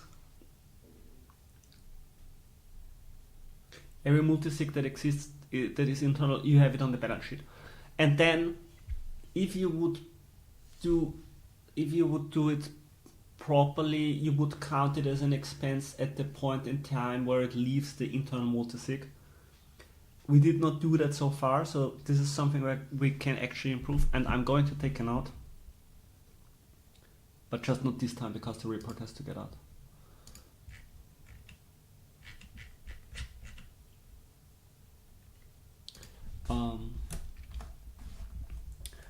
Could you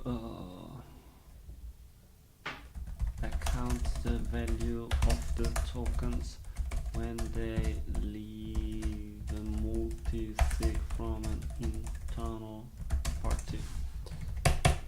Yeah, that's something you can definitely do.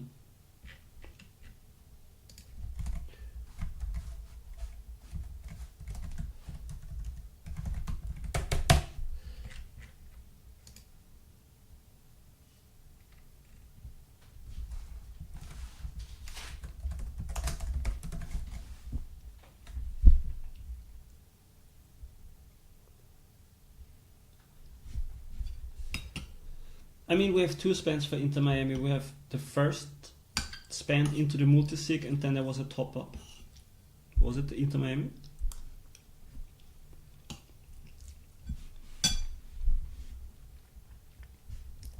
Okay.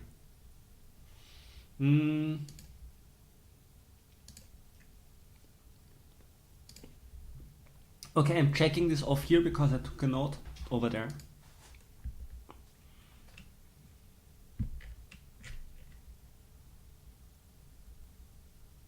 Huh? What did I...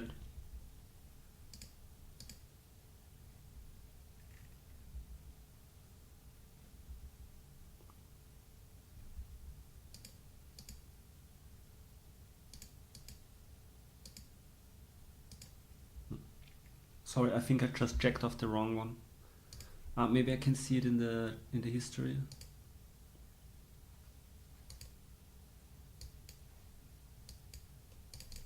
Not yet.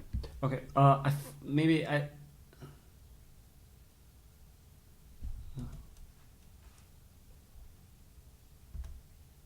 Sorry, I have to check what I just crossed off. I crossed off the wrong item.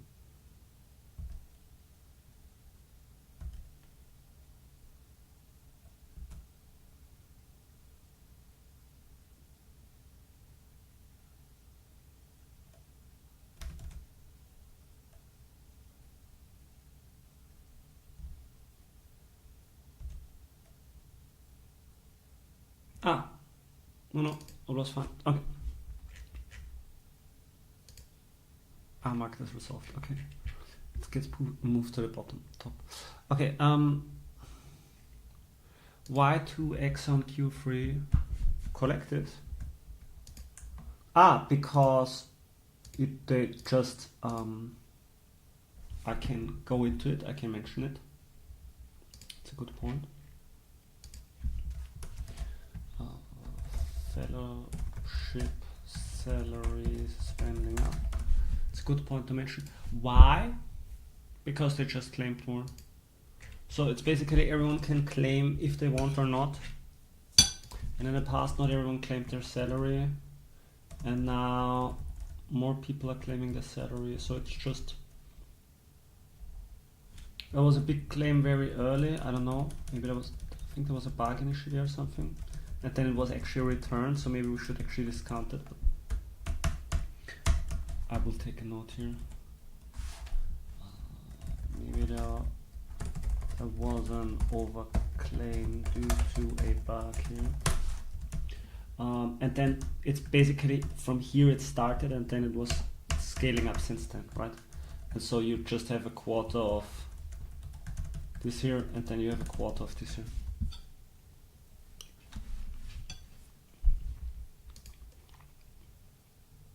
I took a note and will mention it.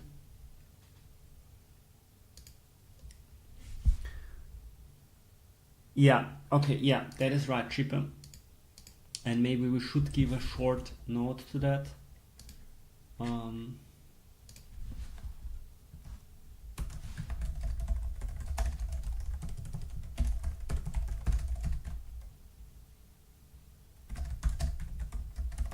So, when we wrote the report, maybe you still remember, I was finalizing it 2 days before the last day of the month. And we were looking at everything and saying, okay, the next spending cycle is coming up, so nothing big is gonna go out. Now, if you look at the data, actually in that 2 days, $2 million went out. So somewhere we made an error in judging what the actual spend is gonna be in the next 2 days, because I remember that we both looked at it and we said, okay, there is nothing that can go out in the 2 days. But we were wrong. It was $2 million that were spent. You can check it if you want. I can also show it to you.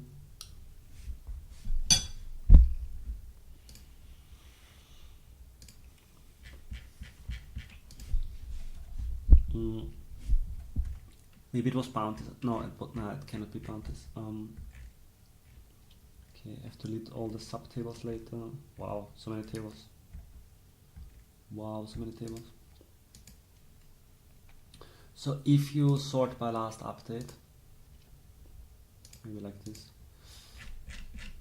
and then you go to the end of the quarter, so all of these spends were going out after our report, and it's just, there is $1 million here, and there is,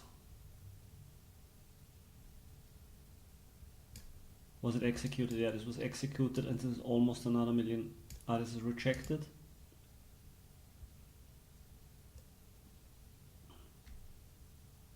Yeah, but this is executed here. So yeah, it comes out to like close to 2 million or so.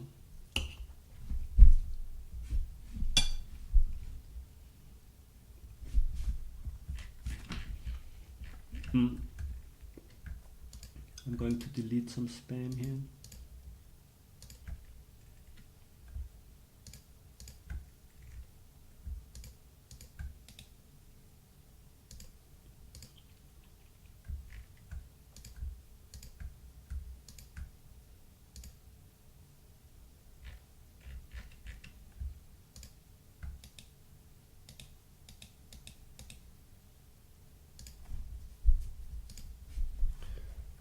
Yeah, so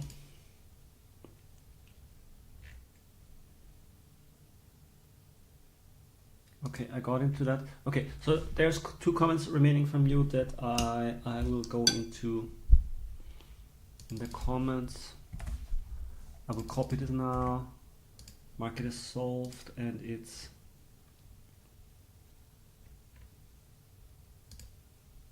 I will put it here somewhere.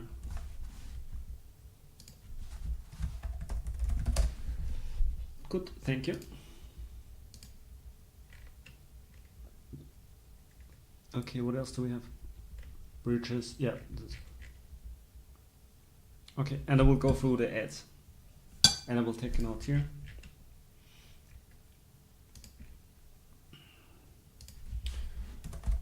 Do they add subcategories?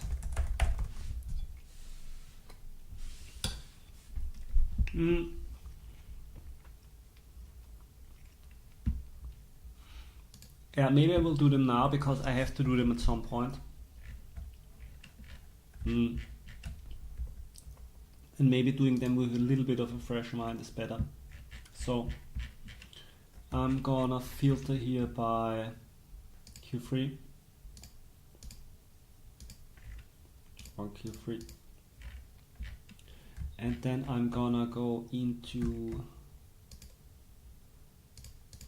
advertising.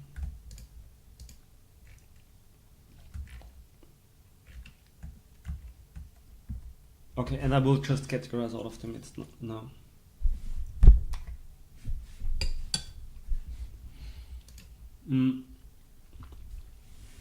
Proposal to use that to conduct targeted marketing during Korea Blockchain Week. Oh, and maybe we can filter it down by just executed.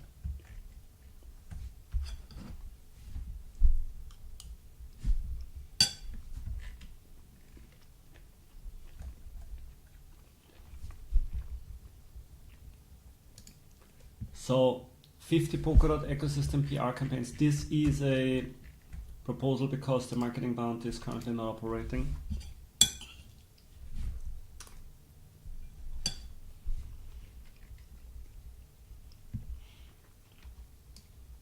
Okay, this is PR. So, oh, we don't have a category for PR. And actually, what do we have for outreach?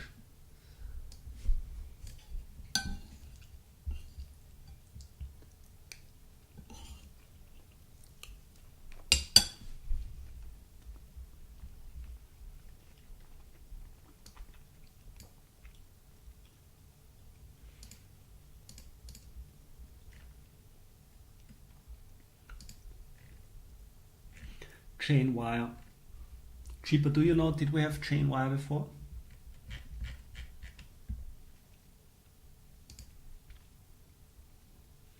So no, I can't propose from here.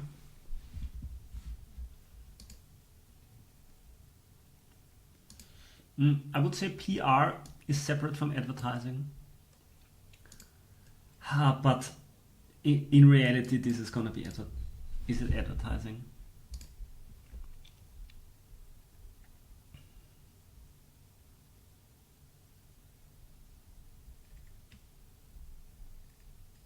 Distribution platform. Okay, so it's distribution. Premium campaigns. 75 published articles and syndications. And syndications. And syndications. It's published articles and syndications.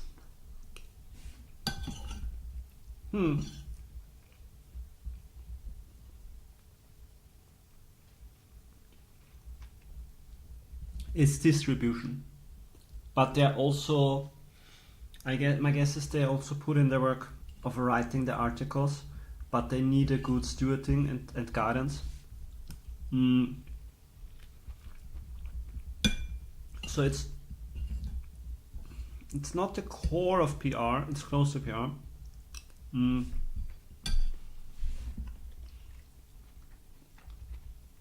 But the keyword is really PR distribution.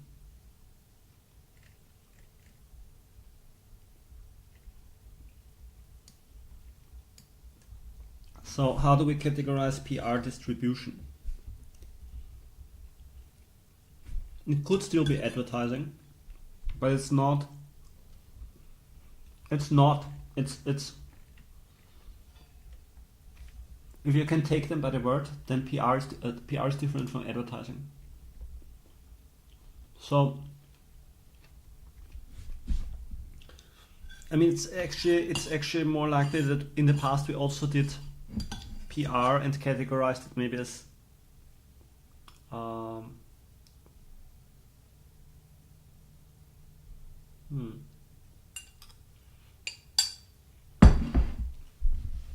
Let's give it a category and let's call it PR.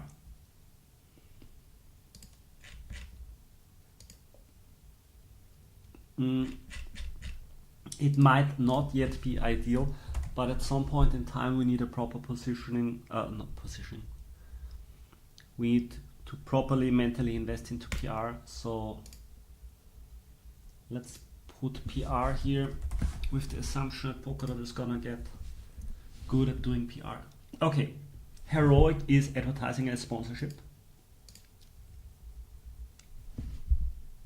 And this is also sponsorship.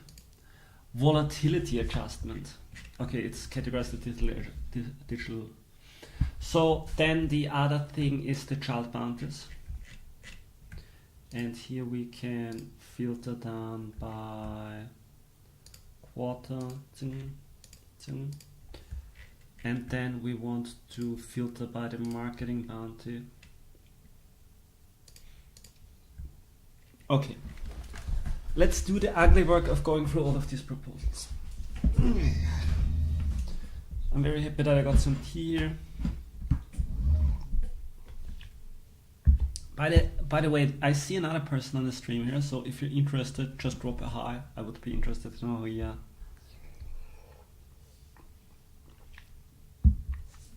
Good. So,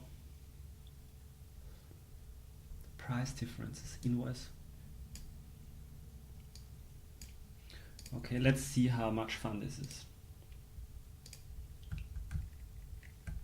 Okay, first of all, I'm gonna make this here smaller.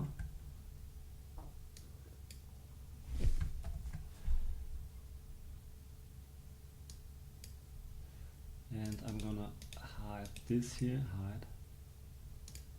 I'm gonna hide this here.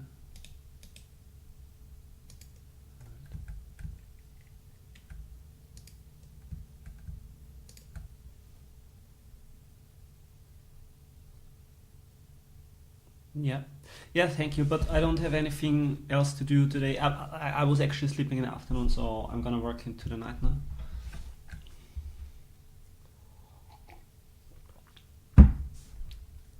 Okay, so market across, invoice 14871.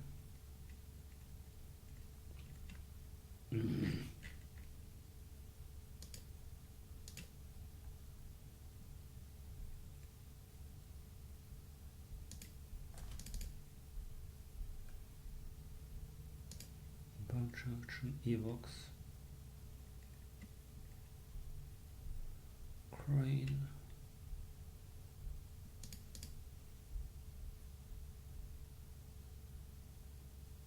Luna,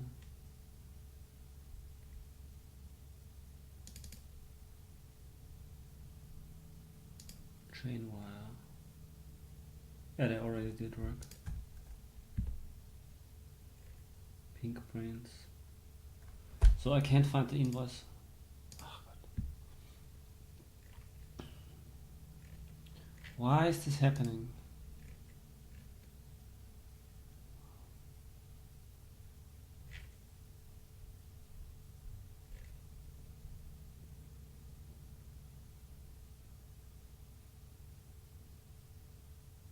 Is this a child mount? It's a 247.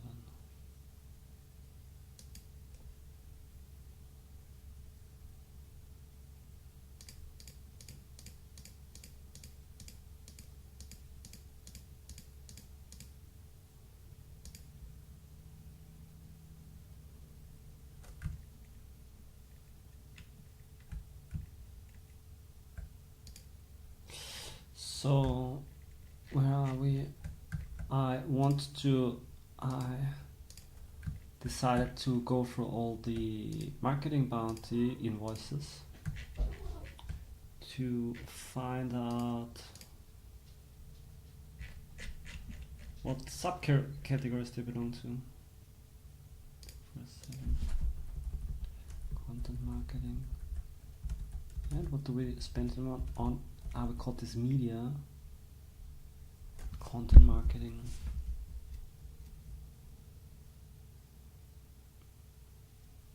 I'm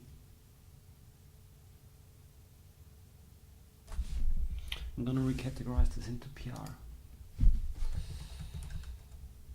Is it content marketing? I mean, they are. No, it's PR.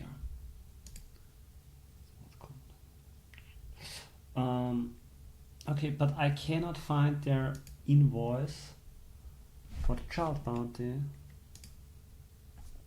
Market across. Can I search in the folder here? No.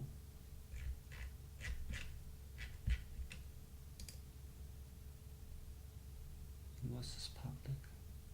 Maybe by date.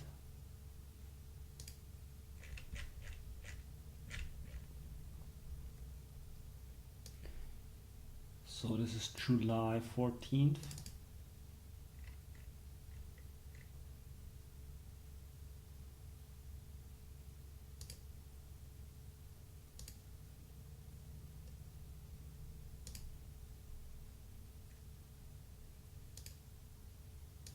Pink brains.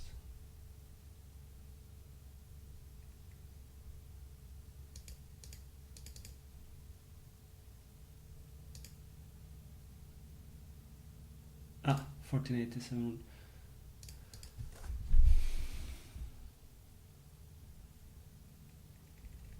Price difference.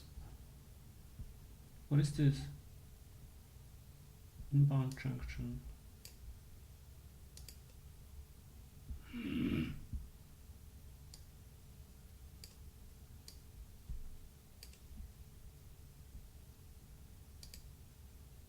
Dot community project.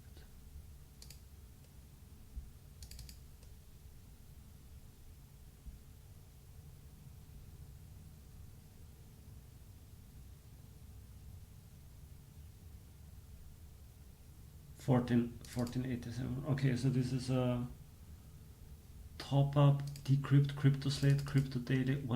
What is happening here? Crypto potato.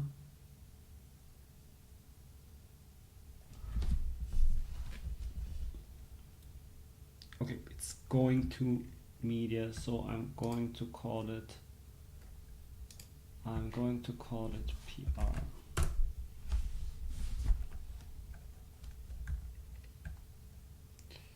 Evox. Invoice 72.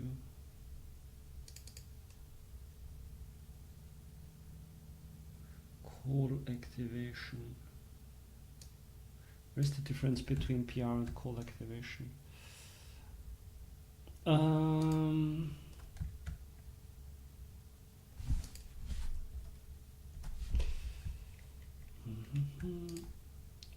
I'm gonna take the subcategory marker here.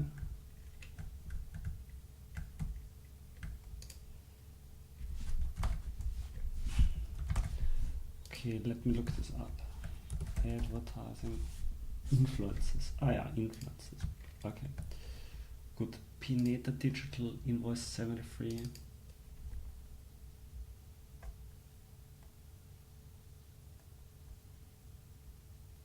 Core activation. Yeah.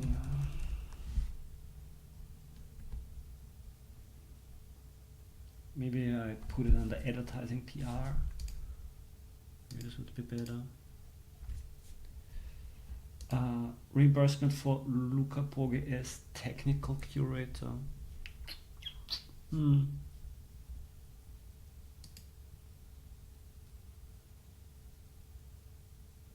I don't know how this was categorized in the past. Maybe I can remove the quarter restriction and see how this is. Curator.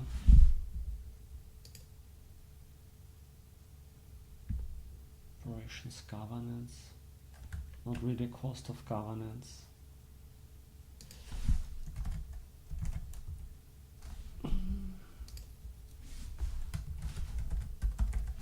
I'll just put it in the super category. And the same is the case here.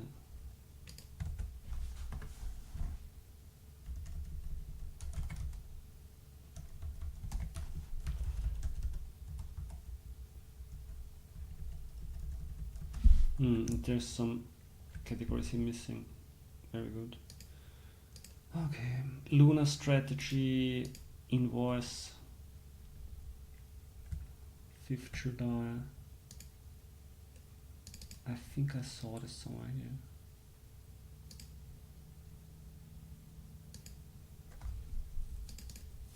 This is crane.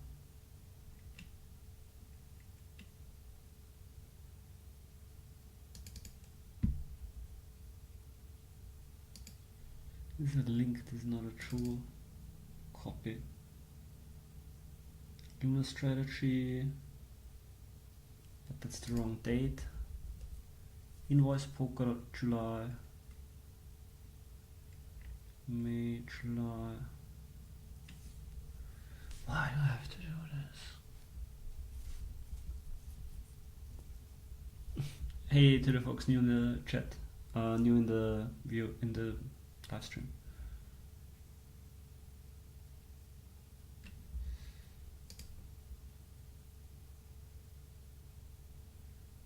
Oh, there's a link here. Maybe this link is saving my life.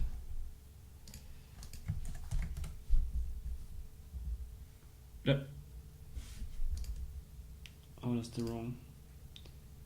This is the wrong line. Okay, nothing is saving my life. Lunar strategy, July. But it's not this one because the July invoice refers to June. Okay, what is Lunar strategy doing? KOLs.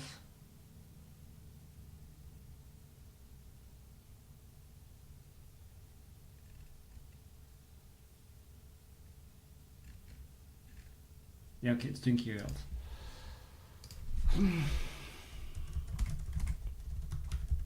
Okay, Pineta Digital 72.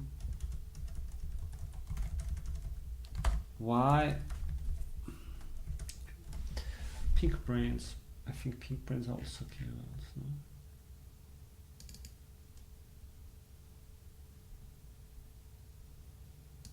Core activation.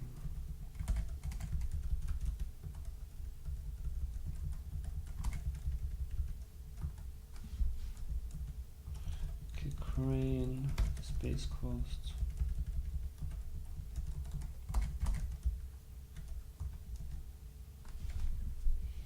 Pineta Digital and Pineta Digital 40, like invoice 74 and 75.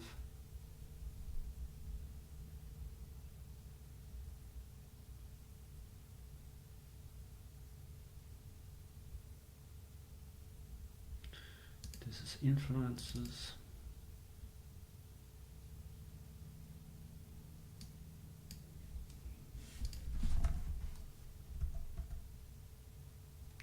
How is this possible? Okay. Good.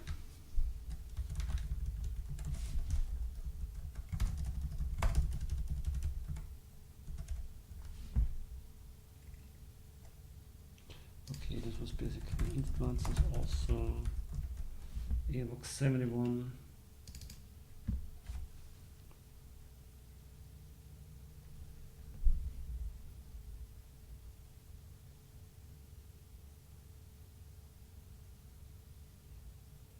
This is a platform integration.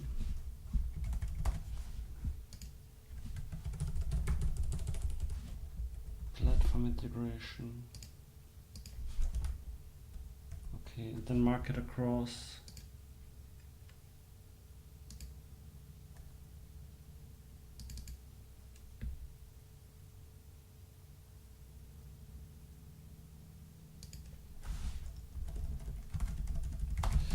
Okay. Done. Done. What's the no categories here?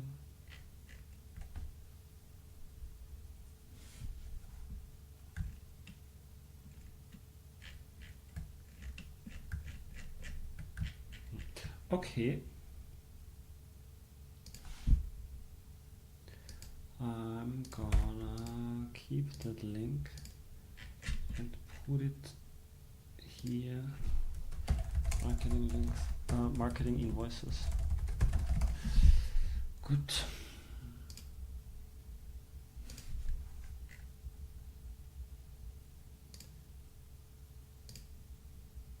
Okay, so if we look at the subcategories now, outreach, advertising. Yeah, and then there is a little bit of cost for curation.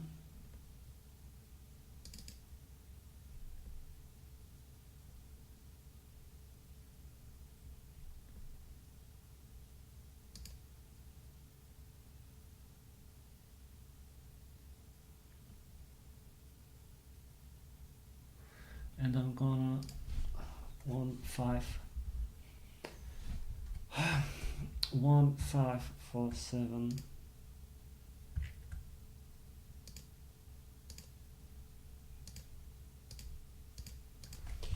1547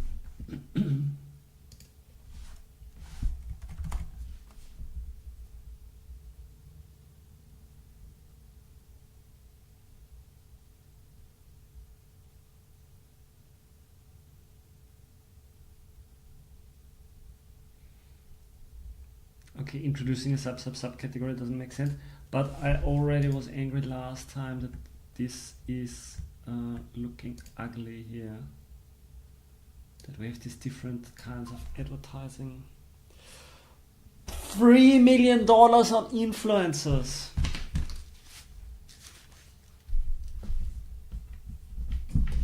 $3 million on influencers. Influencers.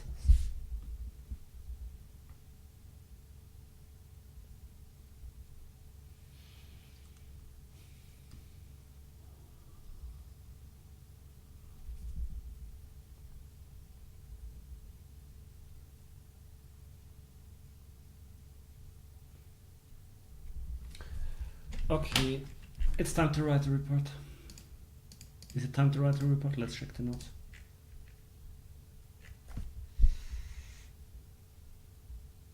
Yeah, it's time to write a report.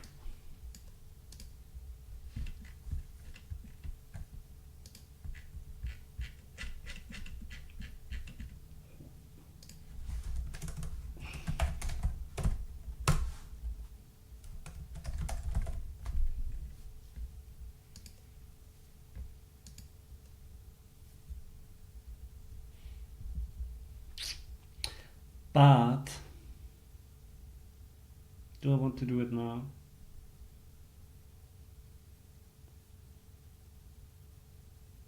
Yeah, let's do it now.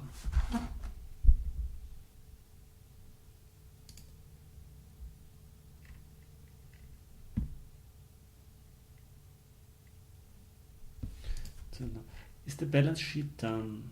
I think the balance sheet is done.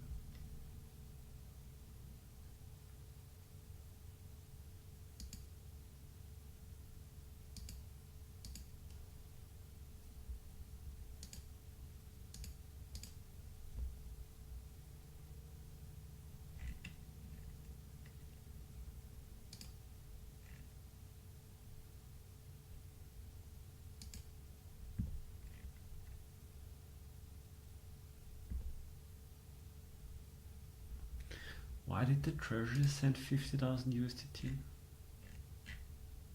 Ah.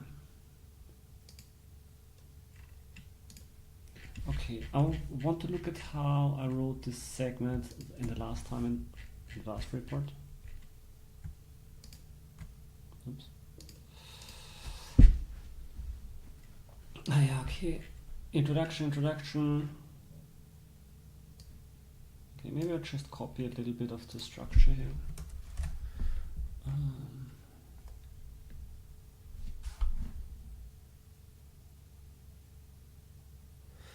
Okay, there is a hook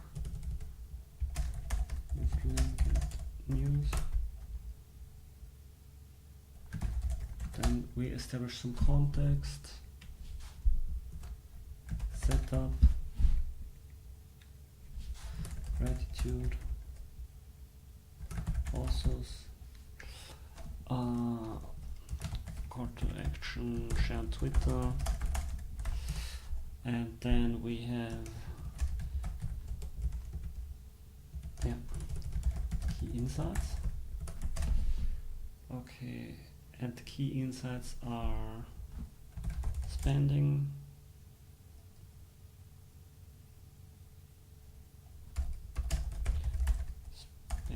through, spending by, spending type, and then we have okay, so this is regarding the income statement. Then we talk a little bit about assets under management and cash.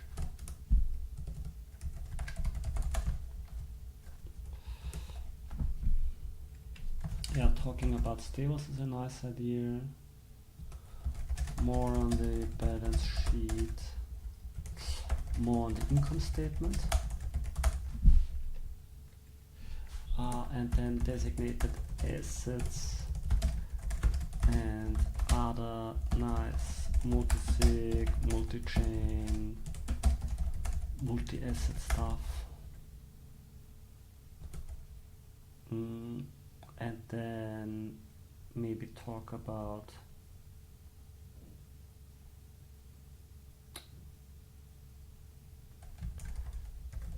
rebalance outlook. Okay. Yeah, then let's see if we have other ideas. Okay, and then we talk about the balance sheet. Balance sheet starts with a screenshot. Then it talks about what it has available. Yeah, we have this nice graphic that we don't have yet. So I think this is a nice new thing to have here. The treasury portfolio, but then of course it also makes sense to have a graphic on the different accounts.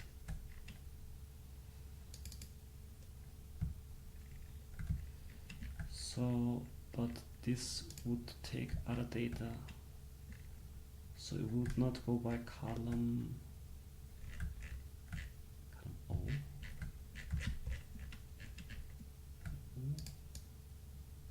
No, it would not go by O.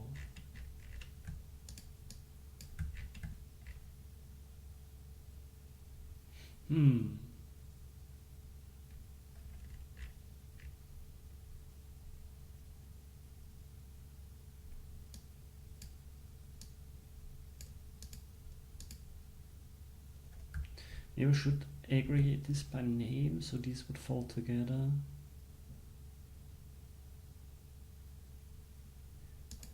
Yeah, why not? I think this makes sense. Okay, so then I'm going to do another. Okay, so this chart goes down here. This chart comes to the side here, and then this actually shouldn't be here. This should be here, or maybe it should be here. It should be here. Yeah. Oh no, I wrote the graphic.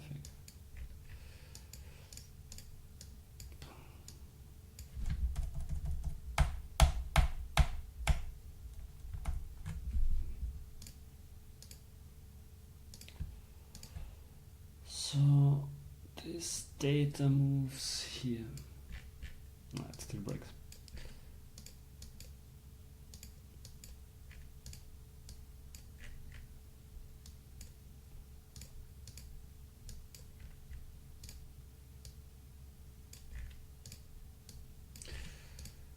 Okay, so this is no longer O, this is now H 52 to I 56.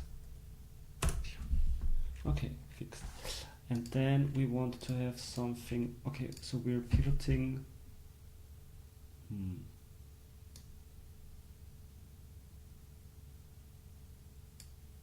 It is good.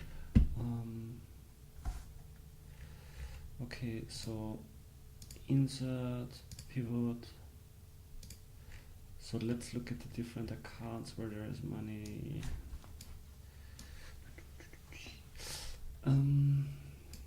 That's good. And then add the pivot table here. And we want to have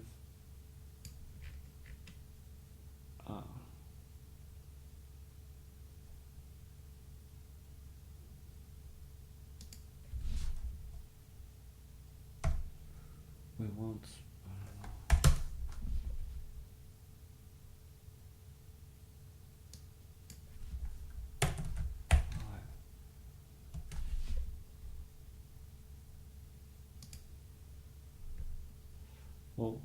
balance sheet F7.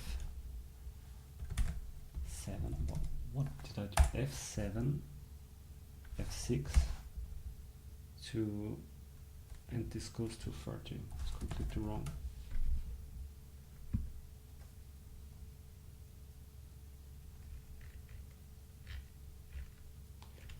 Okay, so yeah, and the values are in I. Good. So now we can make a table from that. And we call it a, wait, I can select the range here.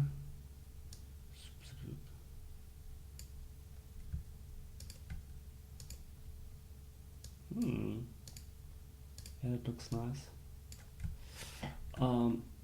It's just the text isn't always written out. Ah, it's better. Yeah, this looks nice. This looks nice. I like this. Can we maybe sort it? Maybe we can sort it in a better way. Descending by better.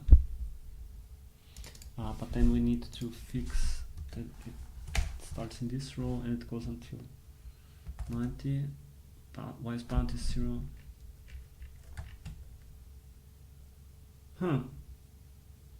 What's happening here? This value is not yet done.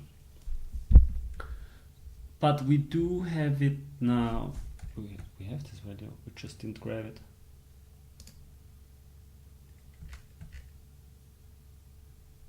This is just a sum of everything that's in column E. So maybe we can just grab everything.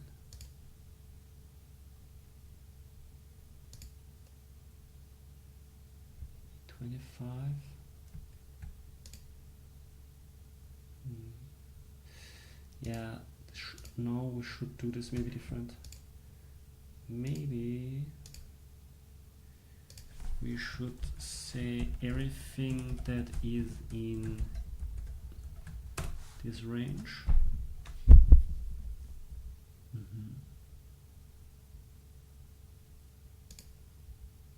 Yeah. Okay. I realize I'm not talking as smart as before because I'm getting slightly tired. I hope this is fine for you, but for some reason you're watching, so I guess it is fine.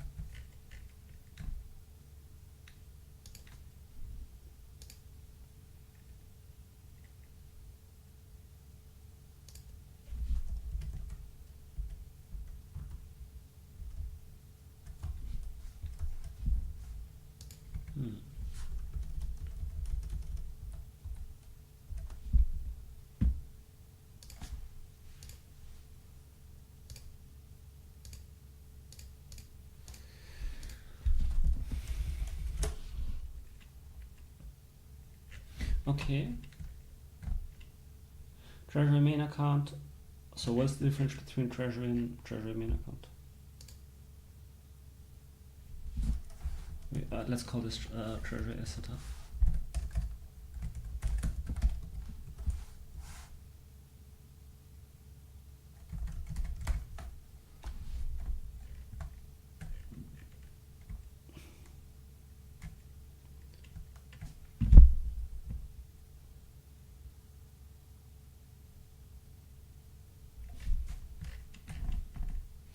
Maybe it would also be nice to have a sum over the intermediate categories. Actually, I would like that. Actually, we're going to do that.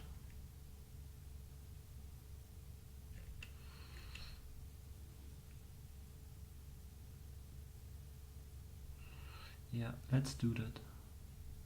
Is there more space for weird dots? Can I have these totally dots? What does this look like?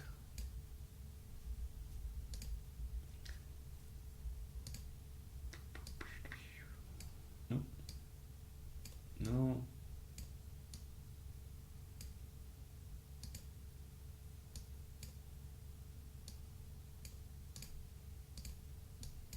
Wow.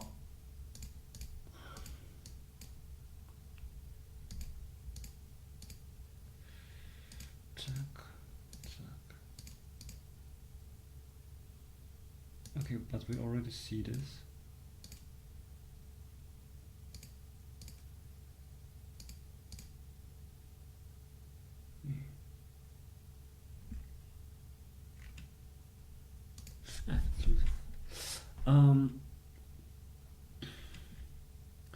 So, but how it would look like is that we have a column here. So we're actually adding something here to the left. The graphics are not breaking. And then we have total loans receivable, and it would be looking like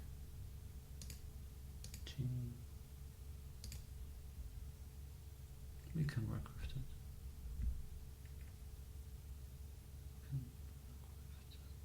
Yeah, let's work with it. Why do I do it? Yeah, okay. Being super German about this.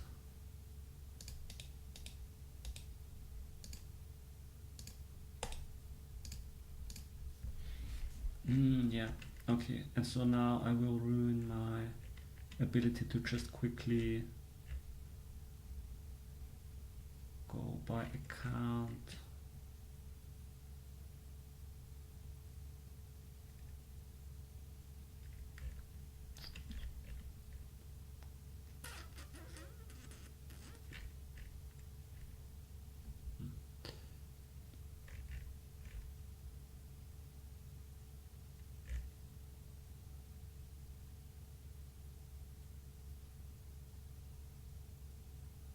I have an idea for it. Okay, so total designated assets.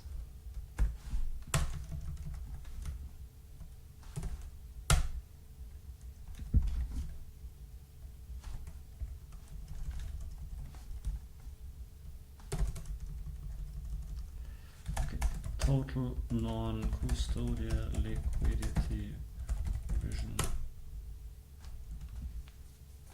Is it?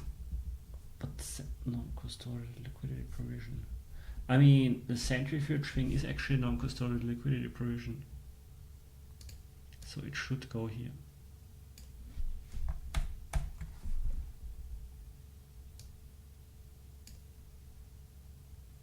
And maybe we put the non-custodial liquidity provision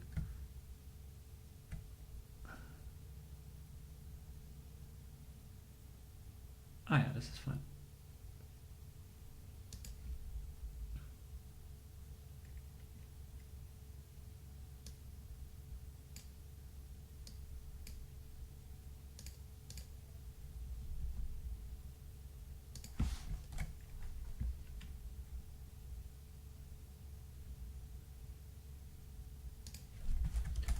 total cash and cash equivalents. Okay.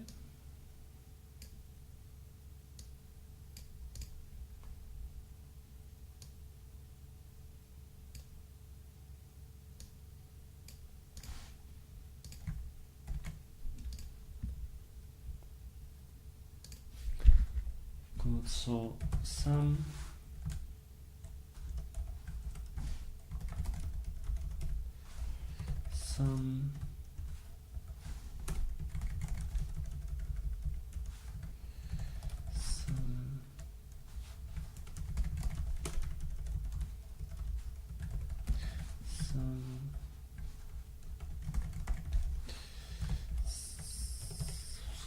this plus this plus this plus this.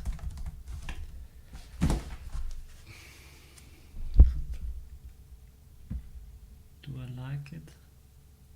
It's too close. It's okay. Okay, now everything here is broken. So my idea is to maybe,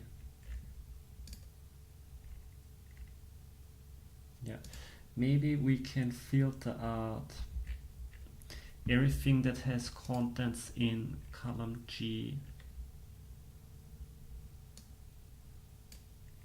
And so if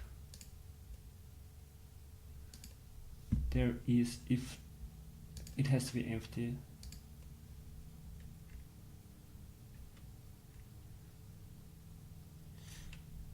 Okay. Together it's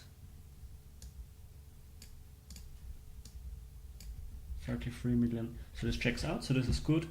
And then we can apply the same filter here. Column G has to be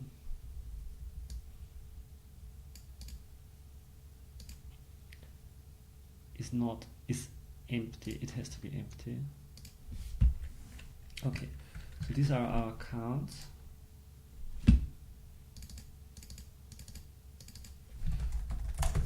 Polkadot Treasury accounts. Polkadot Treasury, let's say asset portfolio.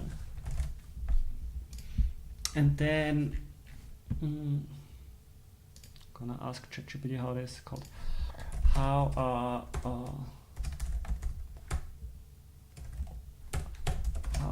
these class of descriptors called? So current, no, cash and cash equivalents, non-custodial, liquidity provision, designated assets, loans, receivable.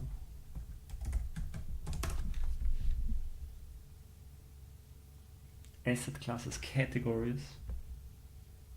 Yeah, let's call it categories. I think this is fine.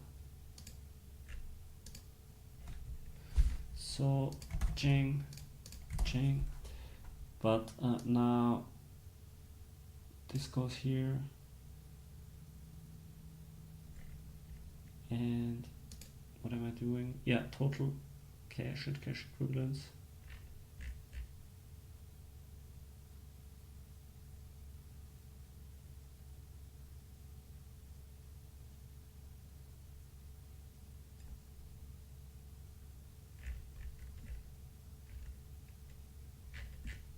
What am I missing? We added a few rows now. K33. K33 is fine. What about this? J33 is also fine. But here it's not fine.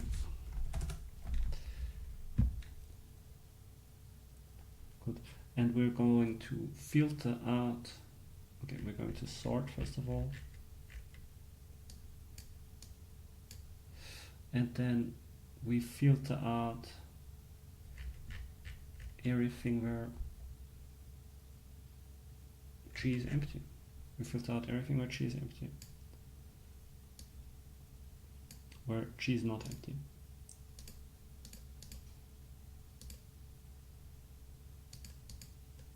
Okay. And then we can make a nice chart here and we can say, give me the data from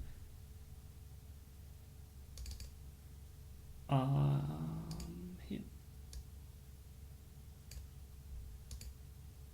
Okay, the problem is now we have the word total here, which I don't like. So I'm just gonna add a column here. This, and we're going to use the left. We're going to use the right of this,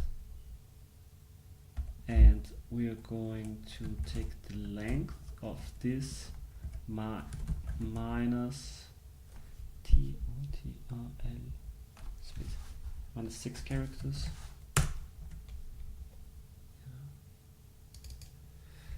And we're going to base our graphic on this.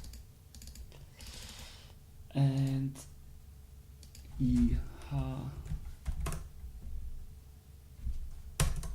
and then the label is H.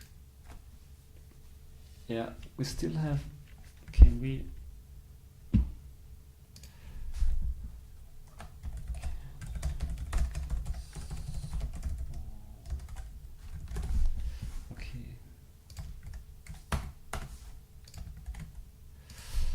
I have this formula in spreadsheets. I want to make the new character uppercase. Why am I not just writing it out? Why do I need to make a formula?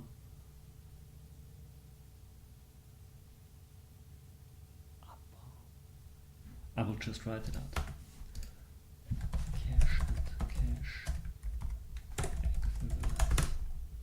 designated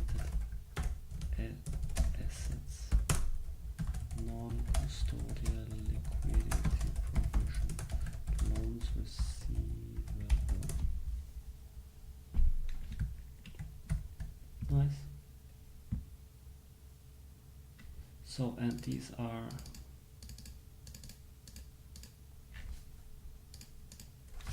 not all of them are current assets actually.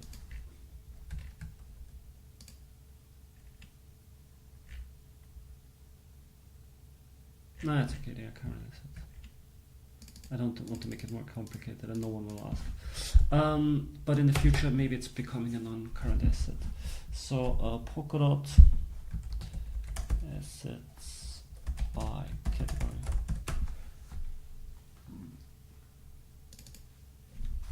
Maybe balance sheet assets by category.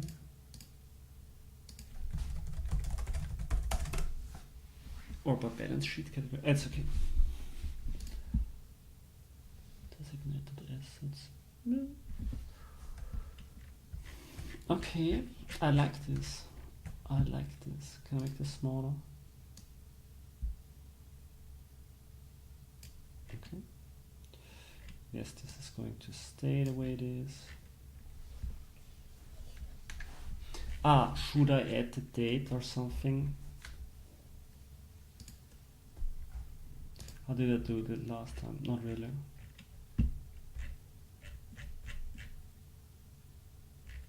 I put it here. Let's put it here.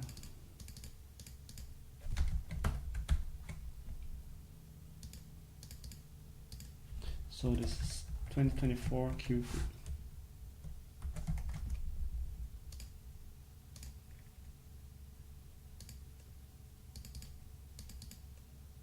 Or maybe I should put the date in this place. So this was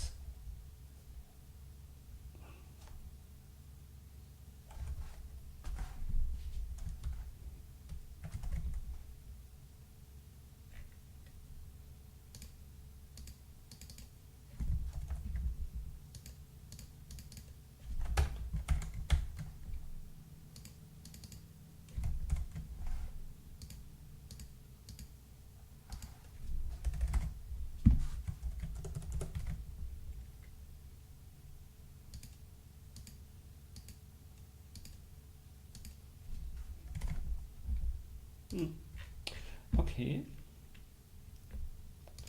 So download.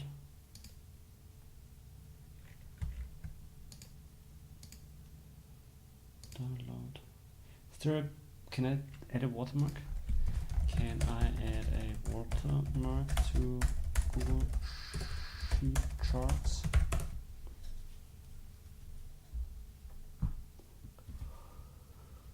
Oh, add a watermark using a background image. Ooh.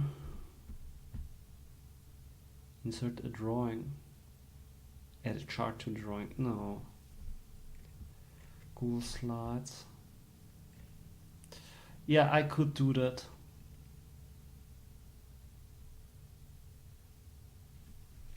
We will figure it out later.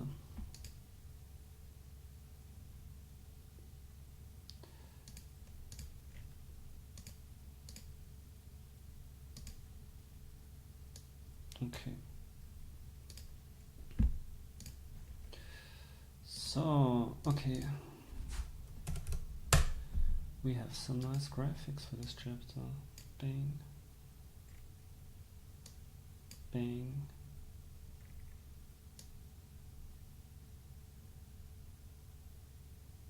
Bang. Okay, wait, where is the other one? Bang. Okay. This is a bit boring. It's interesting. Treasury main account, Treasury asset hub, Treasury stablecoins. It's in bounties. Maybe we can explode the bounties even more. Bounties. I'm getting really tired. I am getting really tired. Charts.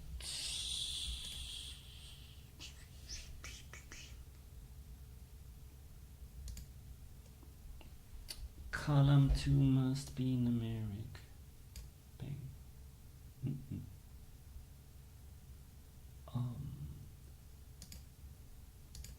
From bigger to smaller. Yeah, but this does not really tell a story because this can change all of the time. This can change all of the time. I think on that granularity it doesn't really make sense. We would create the wrong story.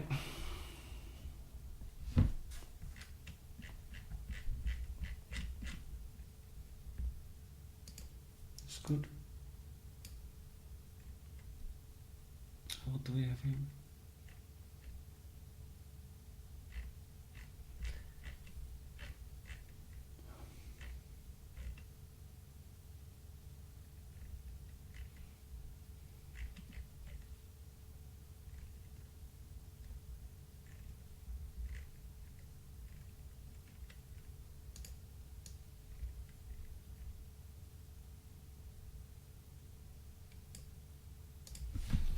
Okay, so screenshot of the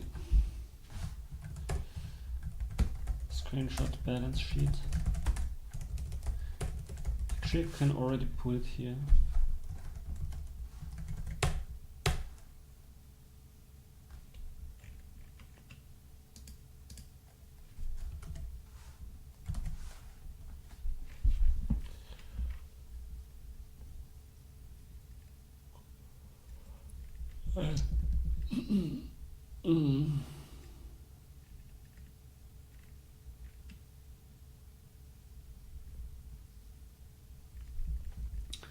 Good.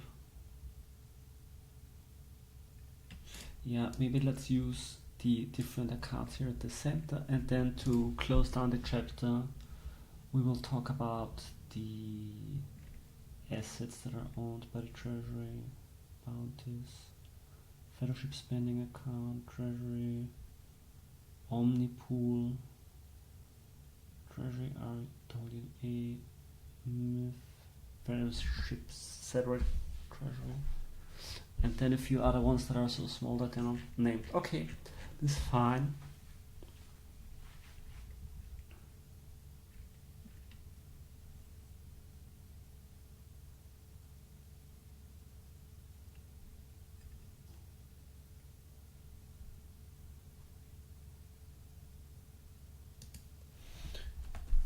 Okay, so and then we basically have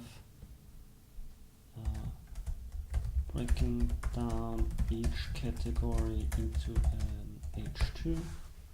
Okay, and then we move on to the income statement. No. Into an H3. And then we have basically okay, so we talk about assets.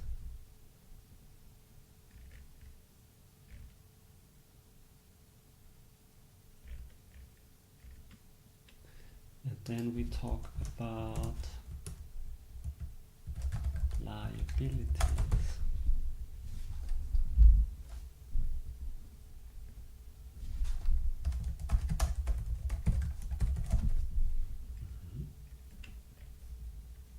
Okay, and then we move on to the income statement.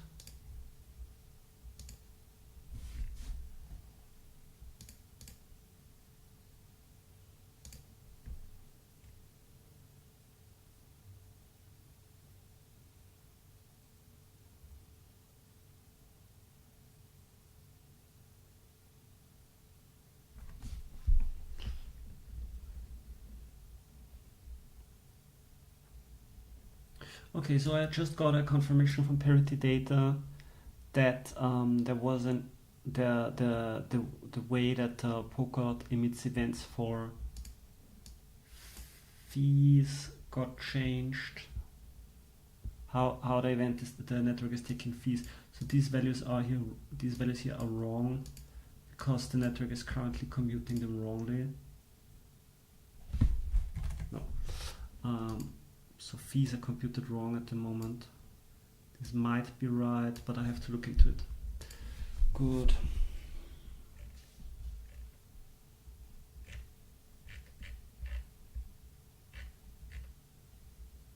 Categories. There is a category explanation at the beginning. Income statement.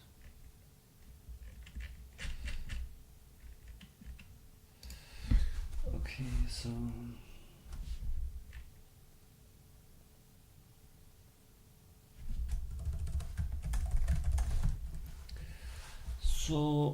we talk about income, and then we talk about and then we need a inflation discussion here. Inflation, and then we need a budget discussion, and maybe this belongs together. And then we have expenses here.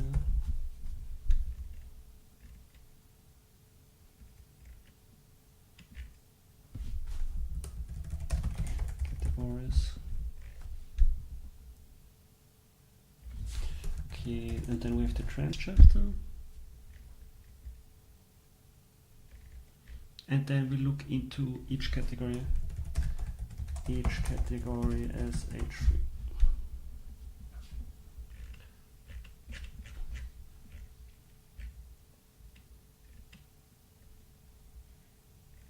Okay, and then so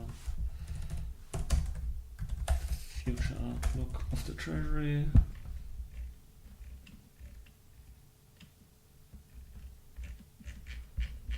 Good.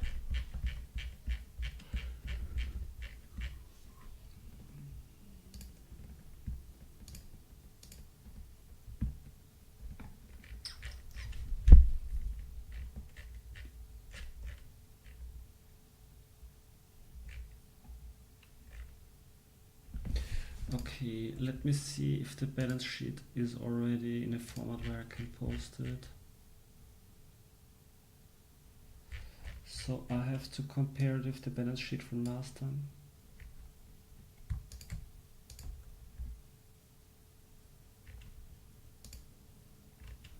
So date assets.usd tokens. Ugly. I'm going to hide this.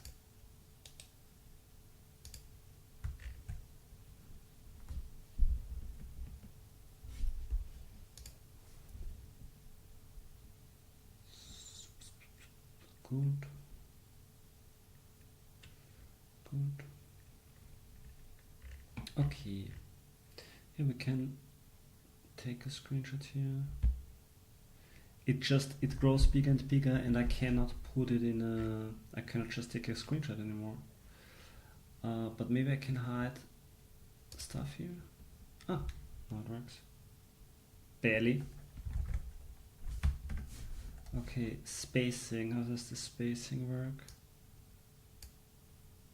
This is okay. This is okay. This is okay. Colors work. It's bold. I think this works. Okay, let's take a screenshot.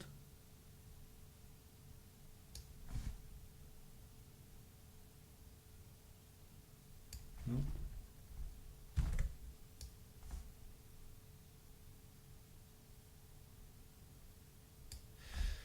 Okay, and we have our first balance sheet screenshot too. Oops, yeah, side marker is still here, and again.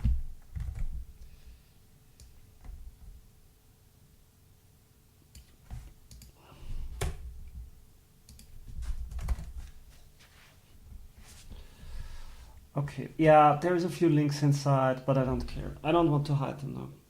It makes everything just messy.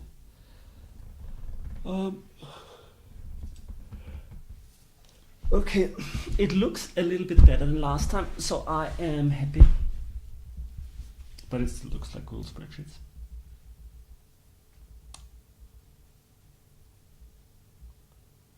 Ah, you know what I can also do by chain? Of course.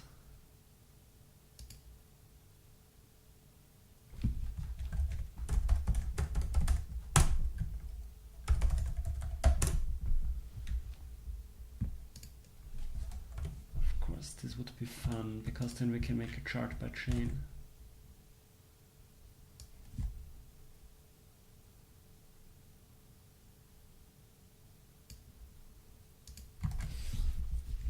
Okay, so let's make one by chain.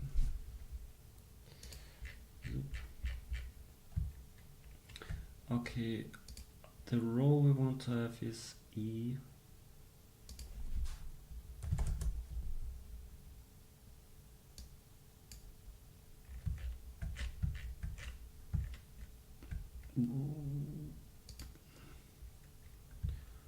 And we want to build the values over J, and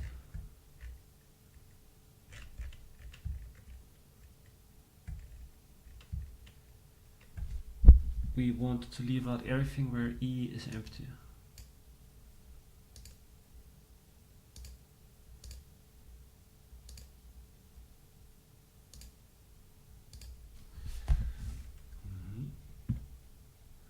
Why is the value different?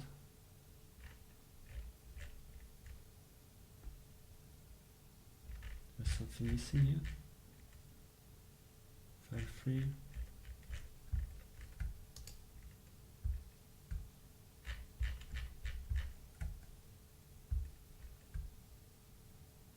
Why? Ah, centrifuge. Are we happy now? We are happy now. Good. So let's create the chart.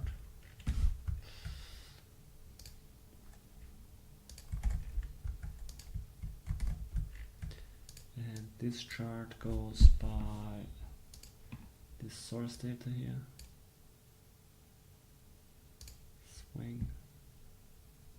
Oops, what did I do? Whoa. Ah.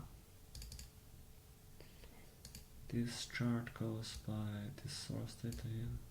Swing requires 2 columns, but 1 is provided.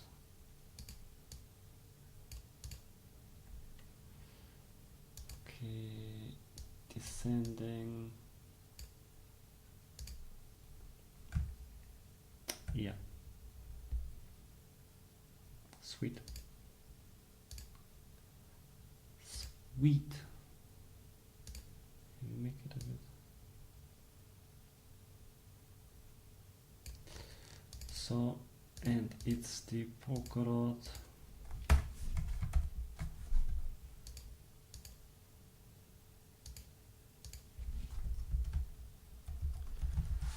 Treasury assets by chain. Nice.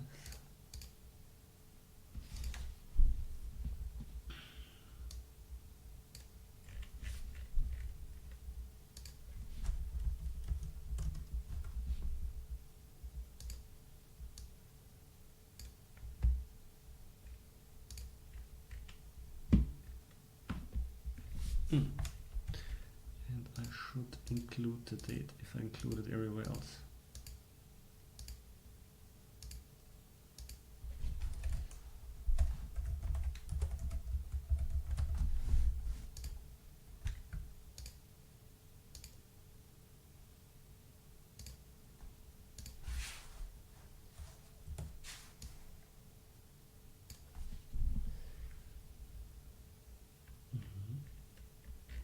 Good.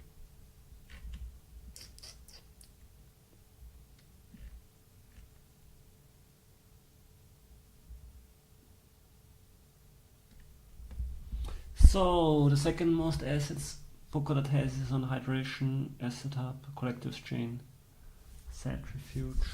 And then we're missing out on seeing. No, we can't make it so big.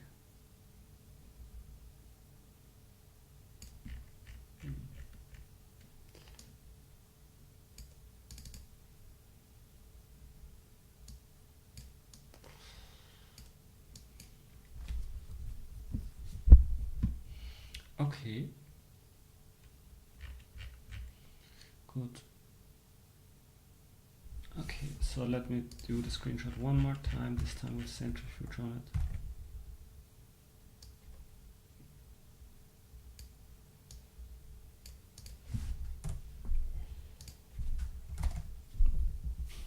Okay. Clean. This is very clean. I'm proud. Okay.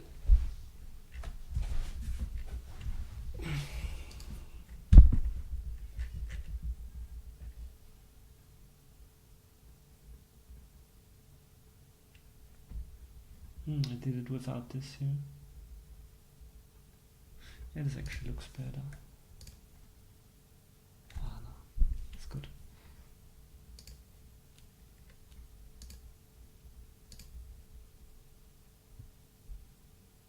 Hi Lima, thanks for watching in. I'm already, I don't know why, but all of this, like focusing on this makes me super tired. But I realized if I don't live stream it, I just like take so many breaks. So I opted to just live stream and get it done. For some reason, this just works better for me. Lima, but I got new numbers if you're interested. So yeah, I mean, it's not. So the thing is, this takes the 30th September into account, and so quite a few things changed. Locked in simulator, yeah. So, but this counts $3 million for centrifuge, and the MIF airdrop is still not done at this point in time. So, I mean, this doesn't change much. It goes back, but the MIF airdrop, yeah, this is gone here, or like a part of this is gone.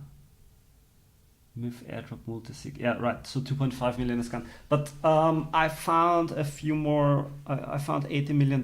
They were locked in bounties, and I didn't have this in the preview last week on AG. I have it now. So this is my latest final number, 33 million dot. Which is almost, this is almost exactly down 5 million dot.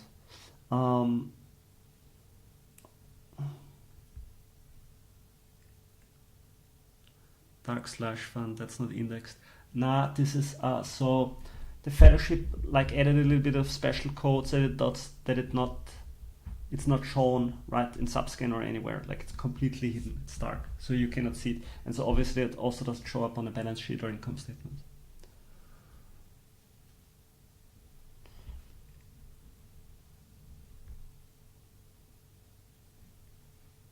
But while I have you, have a look at the income statement. So there is a funny thing happening this time.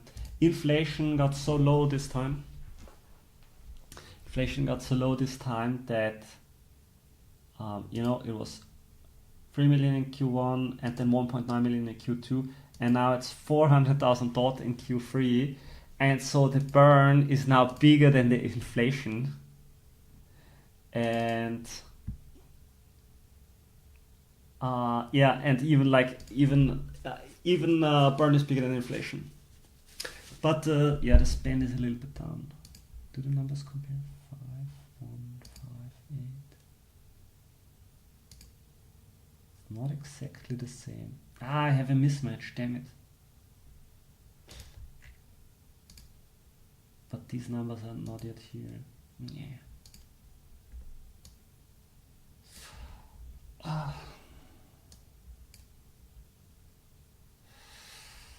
Okay, so yeah, I just wanted to steal my sentences from the last one.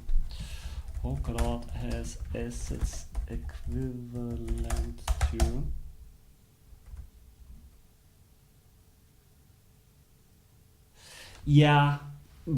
I don't know. I believe because we're transitioning into the core time model, and so basically the old I think Jonas wanted to save it, but then when he wrote that forum post about how to update the model, I think in the comments it came up that we're gonna transition into core time anyway, or it was sort of a half thought. It was basically thinking in the old model and then realizing the old model assumed parameters that are becoming unnecessary, right? And so it was like halfway through that discussion, and then we realized we can simplify the whole model and eliminate parameters that we don't need anymore because they were assuming parachain auctions. But so what we will see here is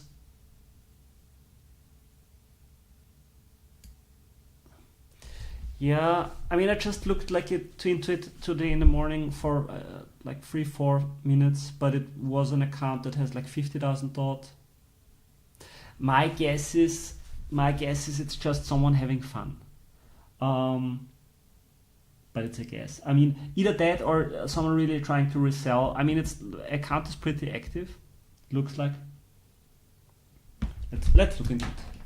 Let's hijack this session.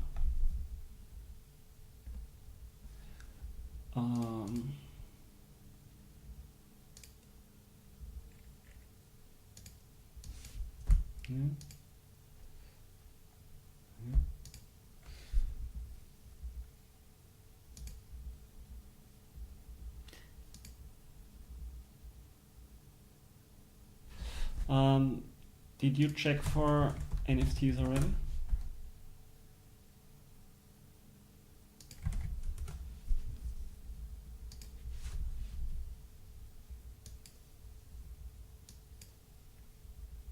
Quite a big non-transferable balance. No NFTs.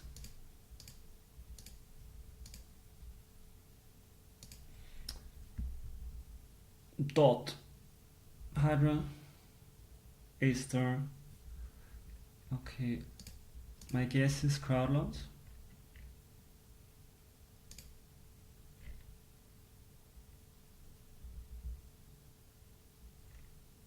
A whale is also shown here.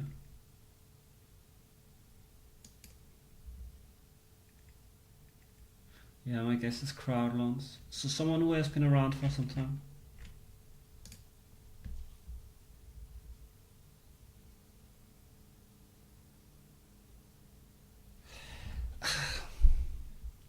Actually, I don't worry too much about this. I mean, people can renew the slots. If they don't do it, it's just a grown-up thing to do. Oh, just one crowd loan. Sora. Okay, 205 dot.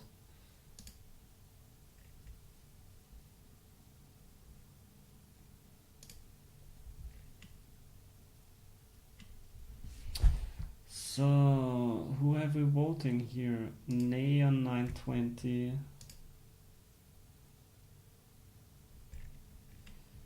Neon Giotto suggesting a marketing bounty refill.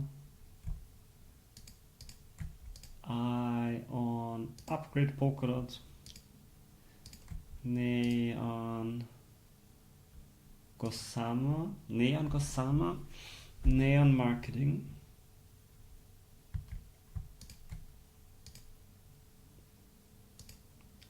Neon Dead. I guess these are Giotto proposals too. No. Oh, Neon Sora and Neon Chainalysis. Interesting person. And Ion IBP. So this is interesting. Ion IBP and Neon Gosama. So this is someone who has a specific opinion about a little bit core fundamentalist, but also not voting everything. But voting like starting with 1,000, 10,000, 25, then 50. Voting with 5x conviction. Voting with 5x conviction.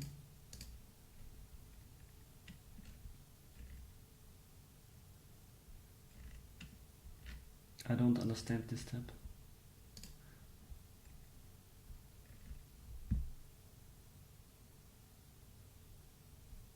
Core time chain, Zeitgeist, Asset Hub.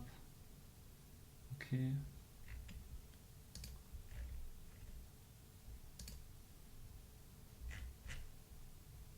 Yeah, you know, my guess. I mean, my guess is it's someone who wants to speculate to make some money, and so they don't buy money to troll, my guess. So this is just someone trying to make money by speculating, and maybe like having an eye on the Kusama auctions, maybe making bad life choices.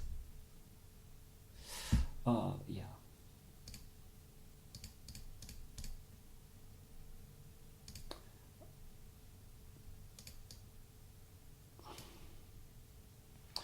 Okay, so Polkadot has assets equivalent to 33 point. That's stupid, can I not round numbers? 3 million dot to 153 million USD. For the balance sheet we have, okay, I'm just copying this.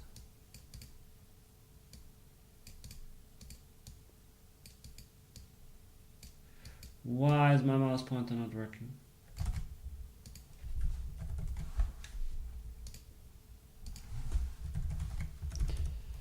So, cash and cash equivalents, 27 million dot. I just round how I like. 27, 20, I'm tired. 24 million dot, 109 million USD.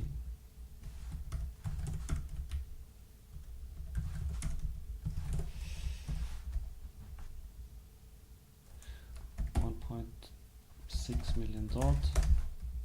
Okay, then I should.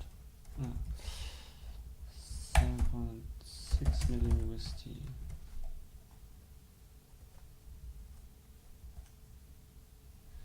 $7.4 million dot, 34 million USD.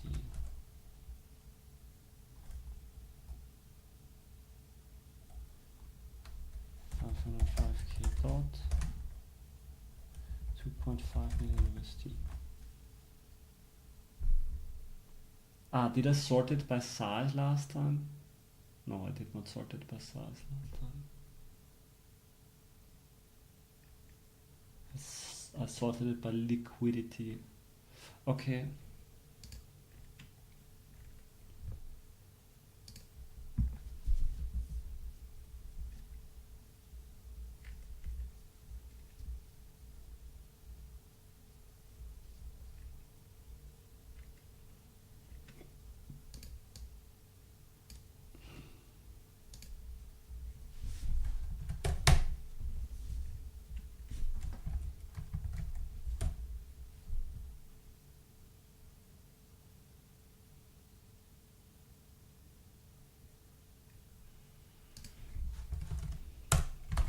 Yeah, but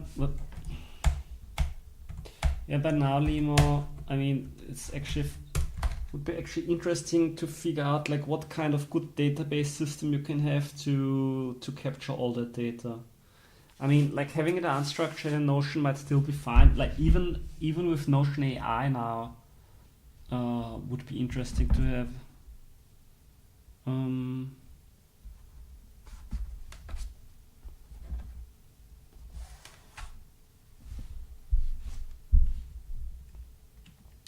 I think just writing it down and then asking Notion AI might even be interesting path to pursue. Okay. This headline 1.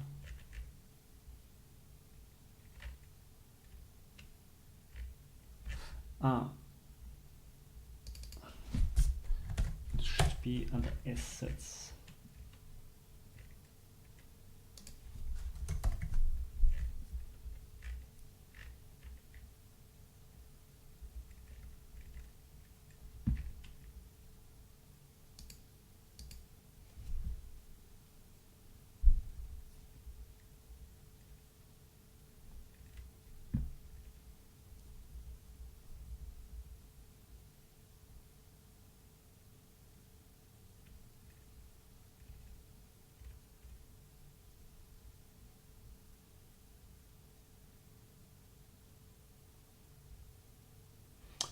This is a nice try, Limo. I actually already had that on the balance sheet here.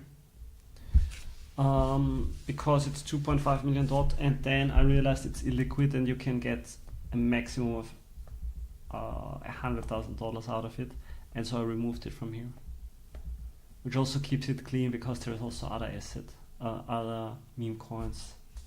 Someone sent a meme coin. I didn't even know that this one exists. Is it the old report? I'm confused.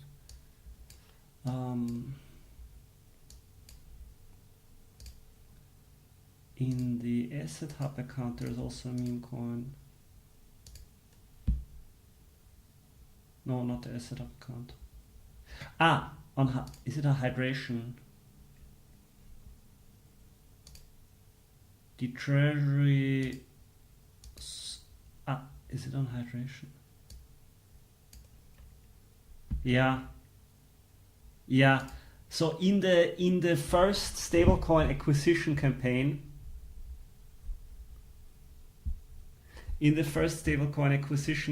someone sent Zalupa to the Treasury account. Like, I think I'm the only human on the planet who would even look into that account, because it's just like purely operational account that does automatic stuff. But whatever. Maybe someone placed it just for me so that I can find it. Maybe someone was hoping to get into this report. Yeah, but it was interesting because actually accounting, it is about reflecting reality, but what is more important is practicality in terms of reflecting how things are in practical terms. And so sometimes you have to decide to ignore reality to give a more practical picture of the situation, because if I would include every meme coin. Okay. Salupa about to pump. You can clip me when, I don't know, 1.5 hours ago when I was ranting about influencers. I was not ranting about influencers. I should have ranted about influencers. I won't get much more done today, I believe. I'm getting slower and slower. I mean, these are nice graphics, but I don't want to write a sentence for everything here. But maybe for myth.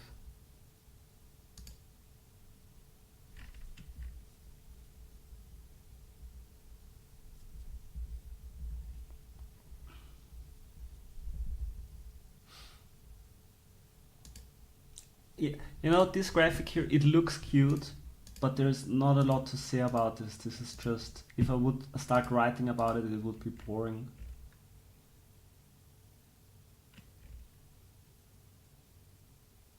I mean, I can write it all out, what you see in a graphic.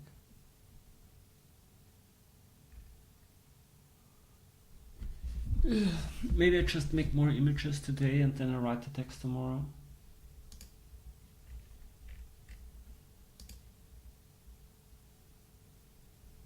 I guess I start with taking the screenshots.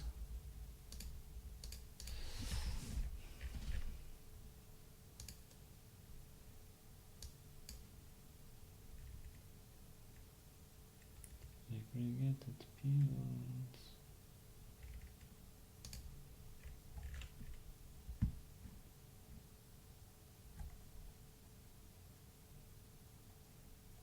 Yeah, so I was looking at this before, but the problem is these values are constantly changing, so I can make a breakdown of how much dollars are in each bounty right now, but I think it just creates this picture of the moment where in a month it can be completely different. So I think, for example, I'm not sure, for example, if you compare the portfolio of assets over every quarter, I think it would be interesting. But there is so much noise here because the marketing bounty can have 500,000 dot and then in the next month it can have 0 dot, right? So it's changing so much, and I think even like especially the bigger bounties would be changing. So I think it would be more interesting to see how much money was running through each bounty. Yeah, so I think for bounties specifically, just looking at how much money was running through is more interesting. Where is my...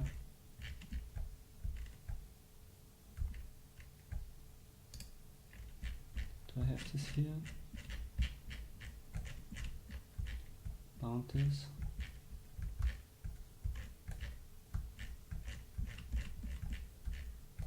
Bounties here.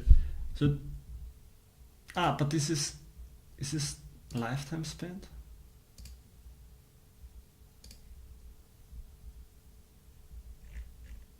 Okay, this is lifetime spent by bounty. And then you could, maybe I move this over here.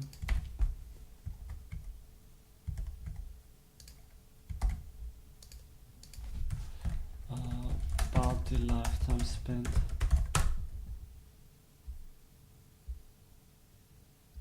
Okay. Yeah, that's a good idea actually.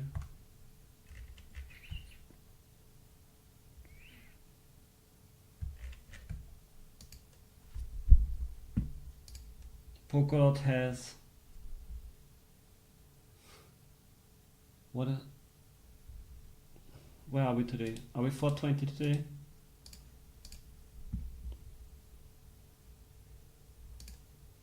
Almost 420. Okay, so Polkadot has $4 million to spend on events, and I always keep forgetting what this bounty is. Are we closing the Pioneers bounty? What is it? This is actually a good idea.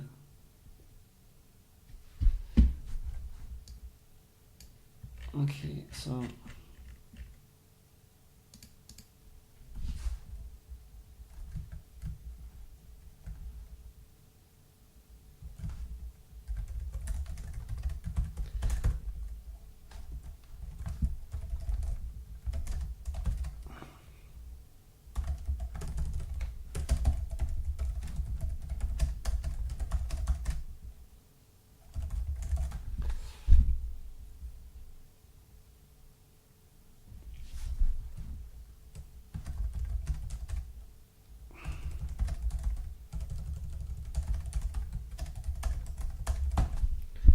Okay, I see something now that I did in the last report is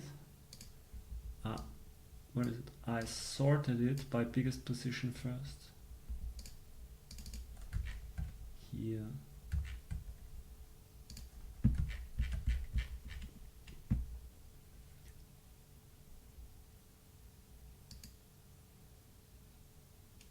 But I'm gonna keep this.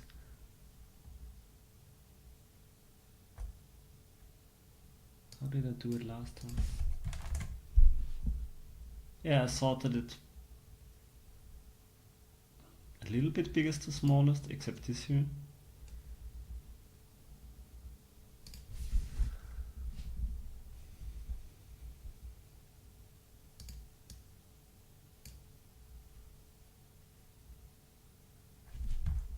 No, go away. Why are you?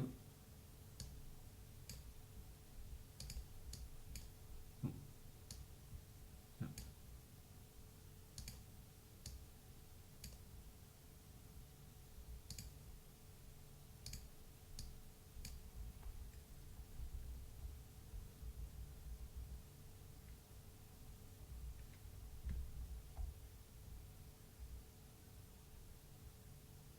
This should stay sorted.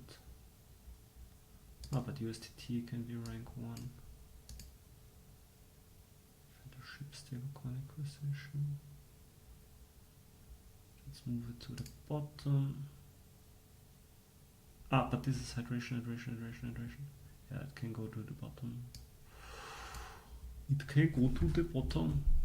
Why is it not?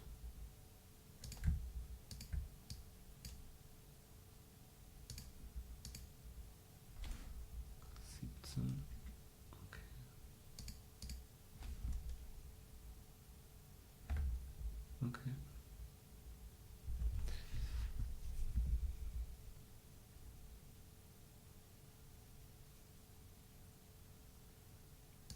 Yeah, maybe we sort campaign 2 before campaign 1.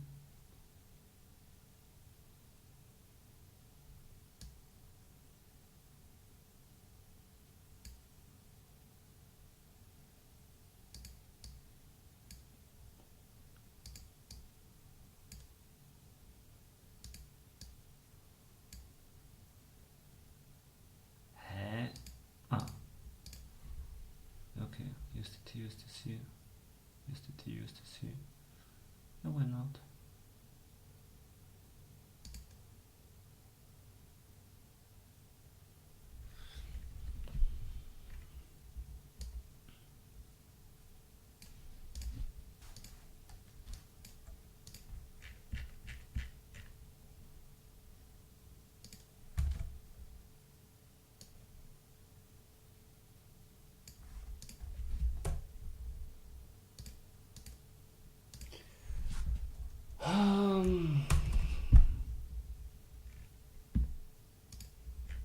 It's boring. I wish AI could do this.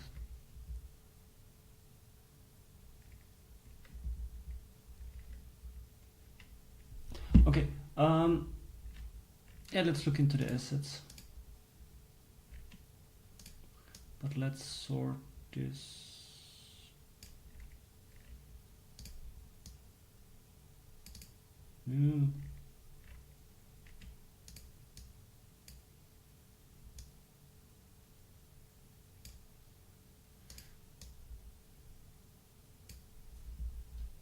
Tommy GPT, yeah.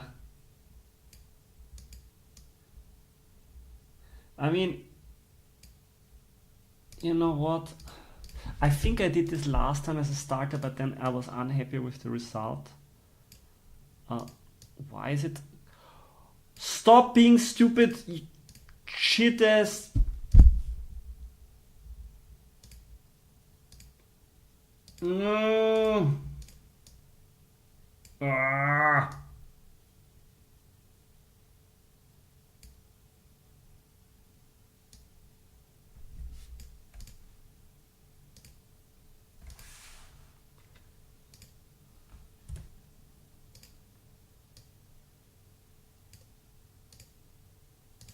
Okay, what I did last time was I took I took the whole copy of this article here and put it into ChatGPT.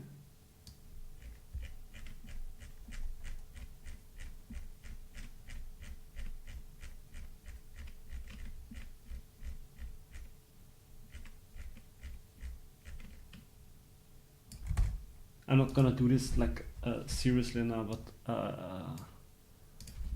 still funny to look at it. And sometimes you get a good idea. Okay, so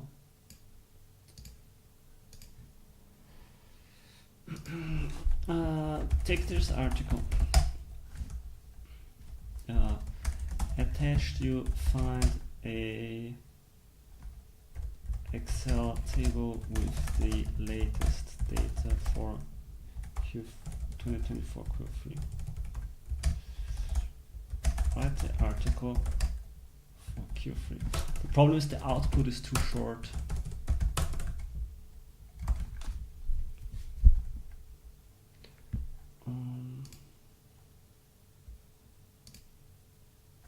It's always like this. When I get tired, I start doing weird stuff.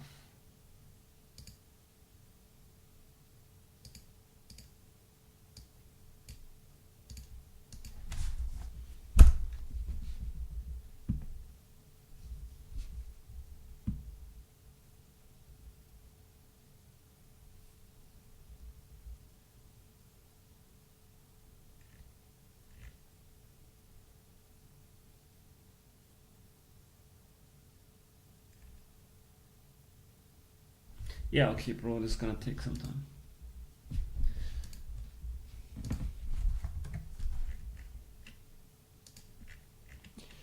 Okay, so the Treasury, the assets are held mostly in what with about 10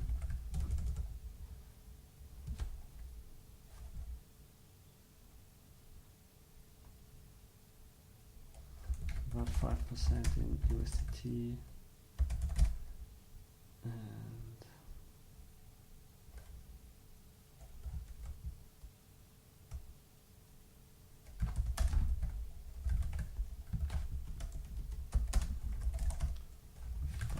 in USDT. Should I round it? I don't know.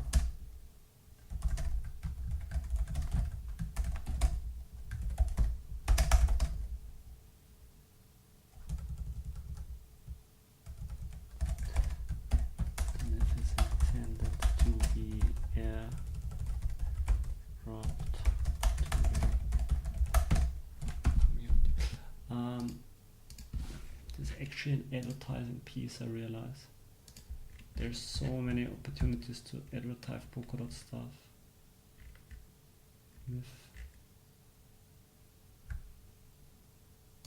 This MIF stuff should go together.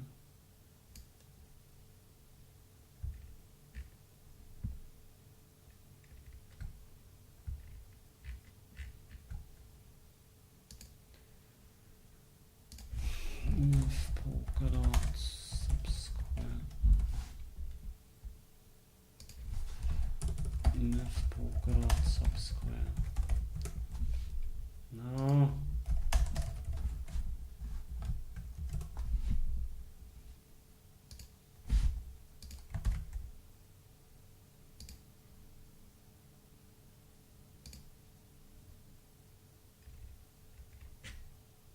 Are you okay, ChatGPT, bro?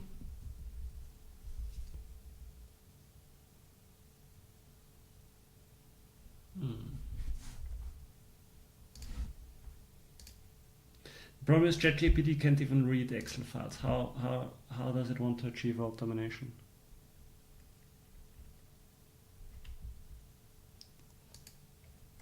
Okay, what do I have here? Oh yeah.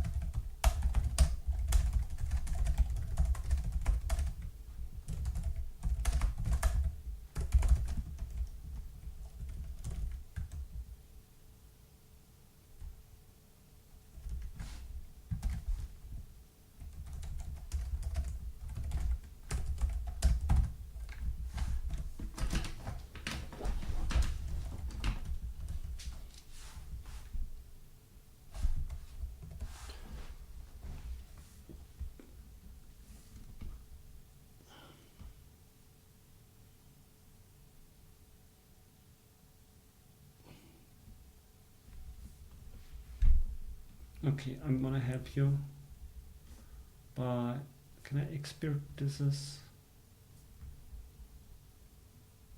can I export this as PDF?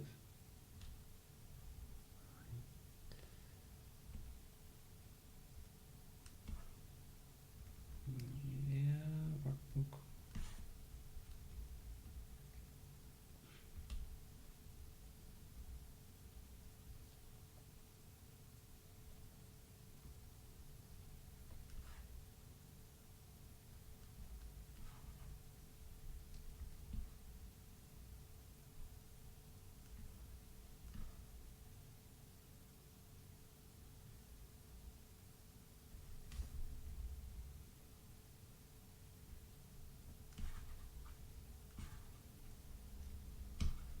Cute.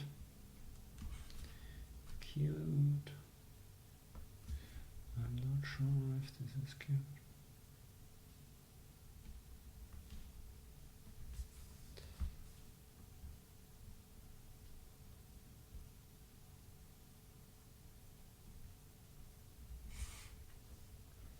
Well, take this, you will need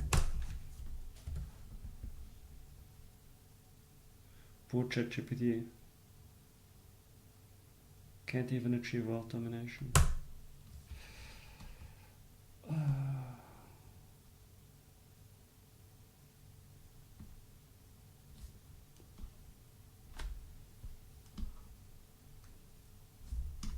Okay, I'm gonna put this here.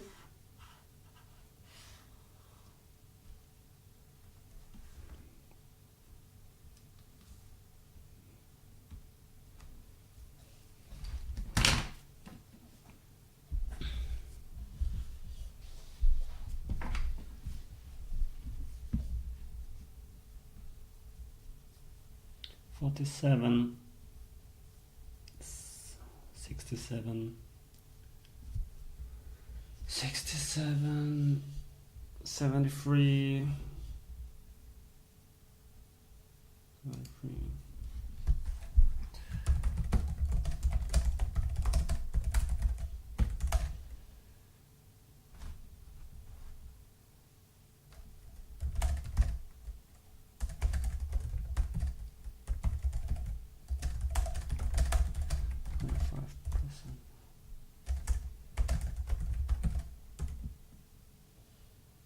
Treasuries, old assets, sitting on various DeFi chains like hydration, centrifuge, Bifrost, and pendulum. Every paragraph is an ad now. Every paragraph is an ad now.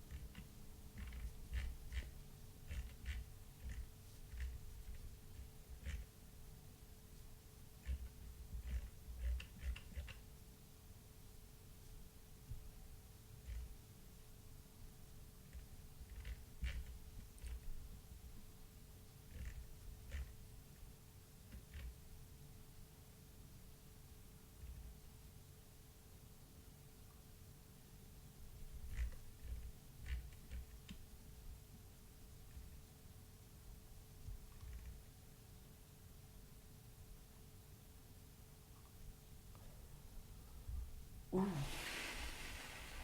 I think I need a break.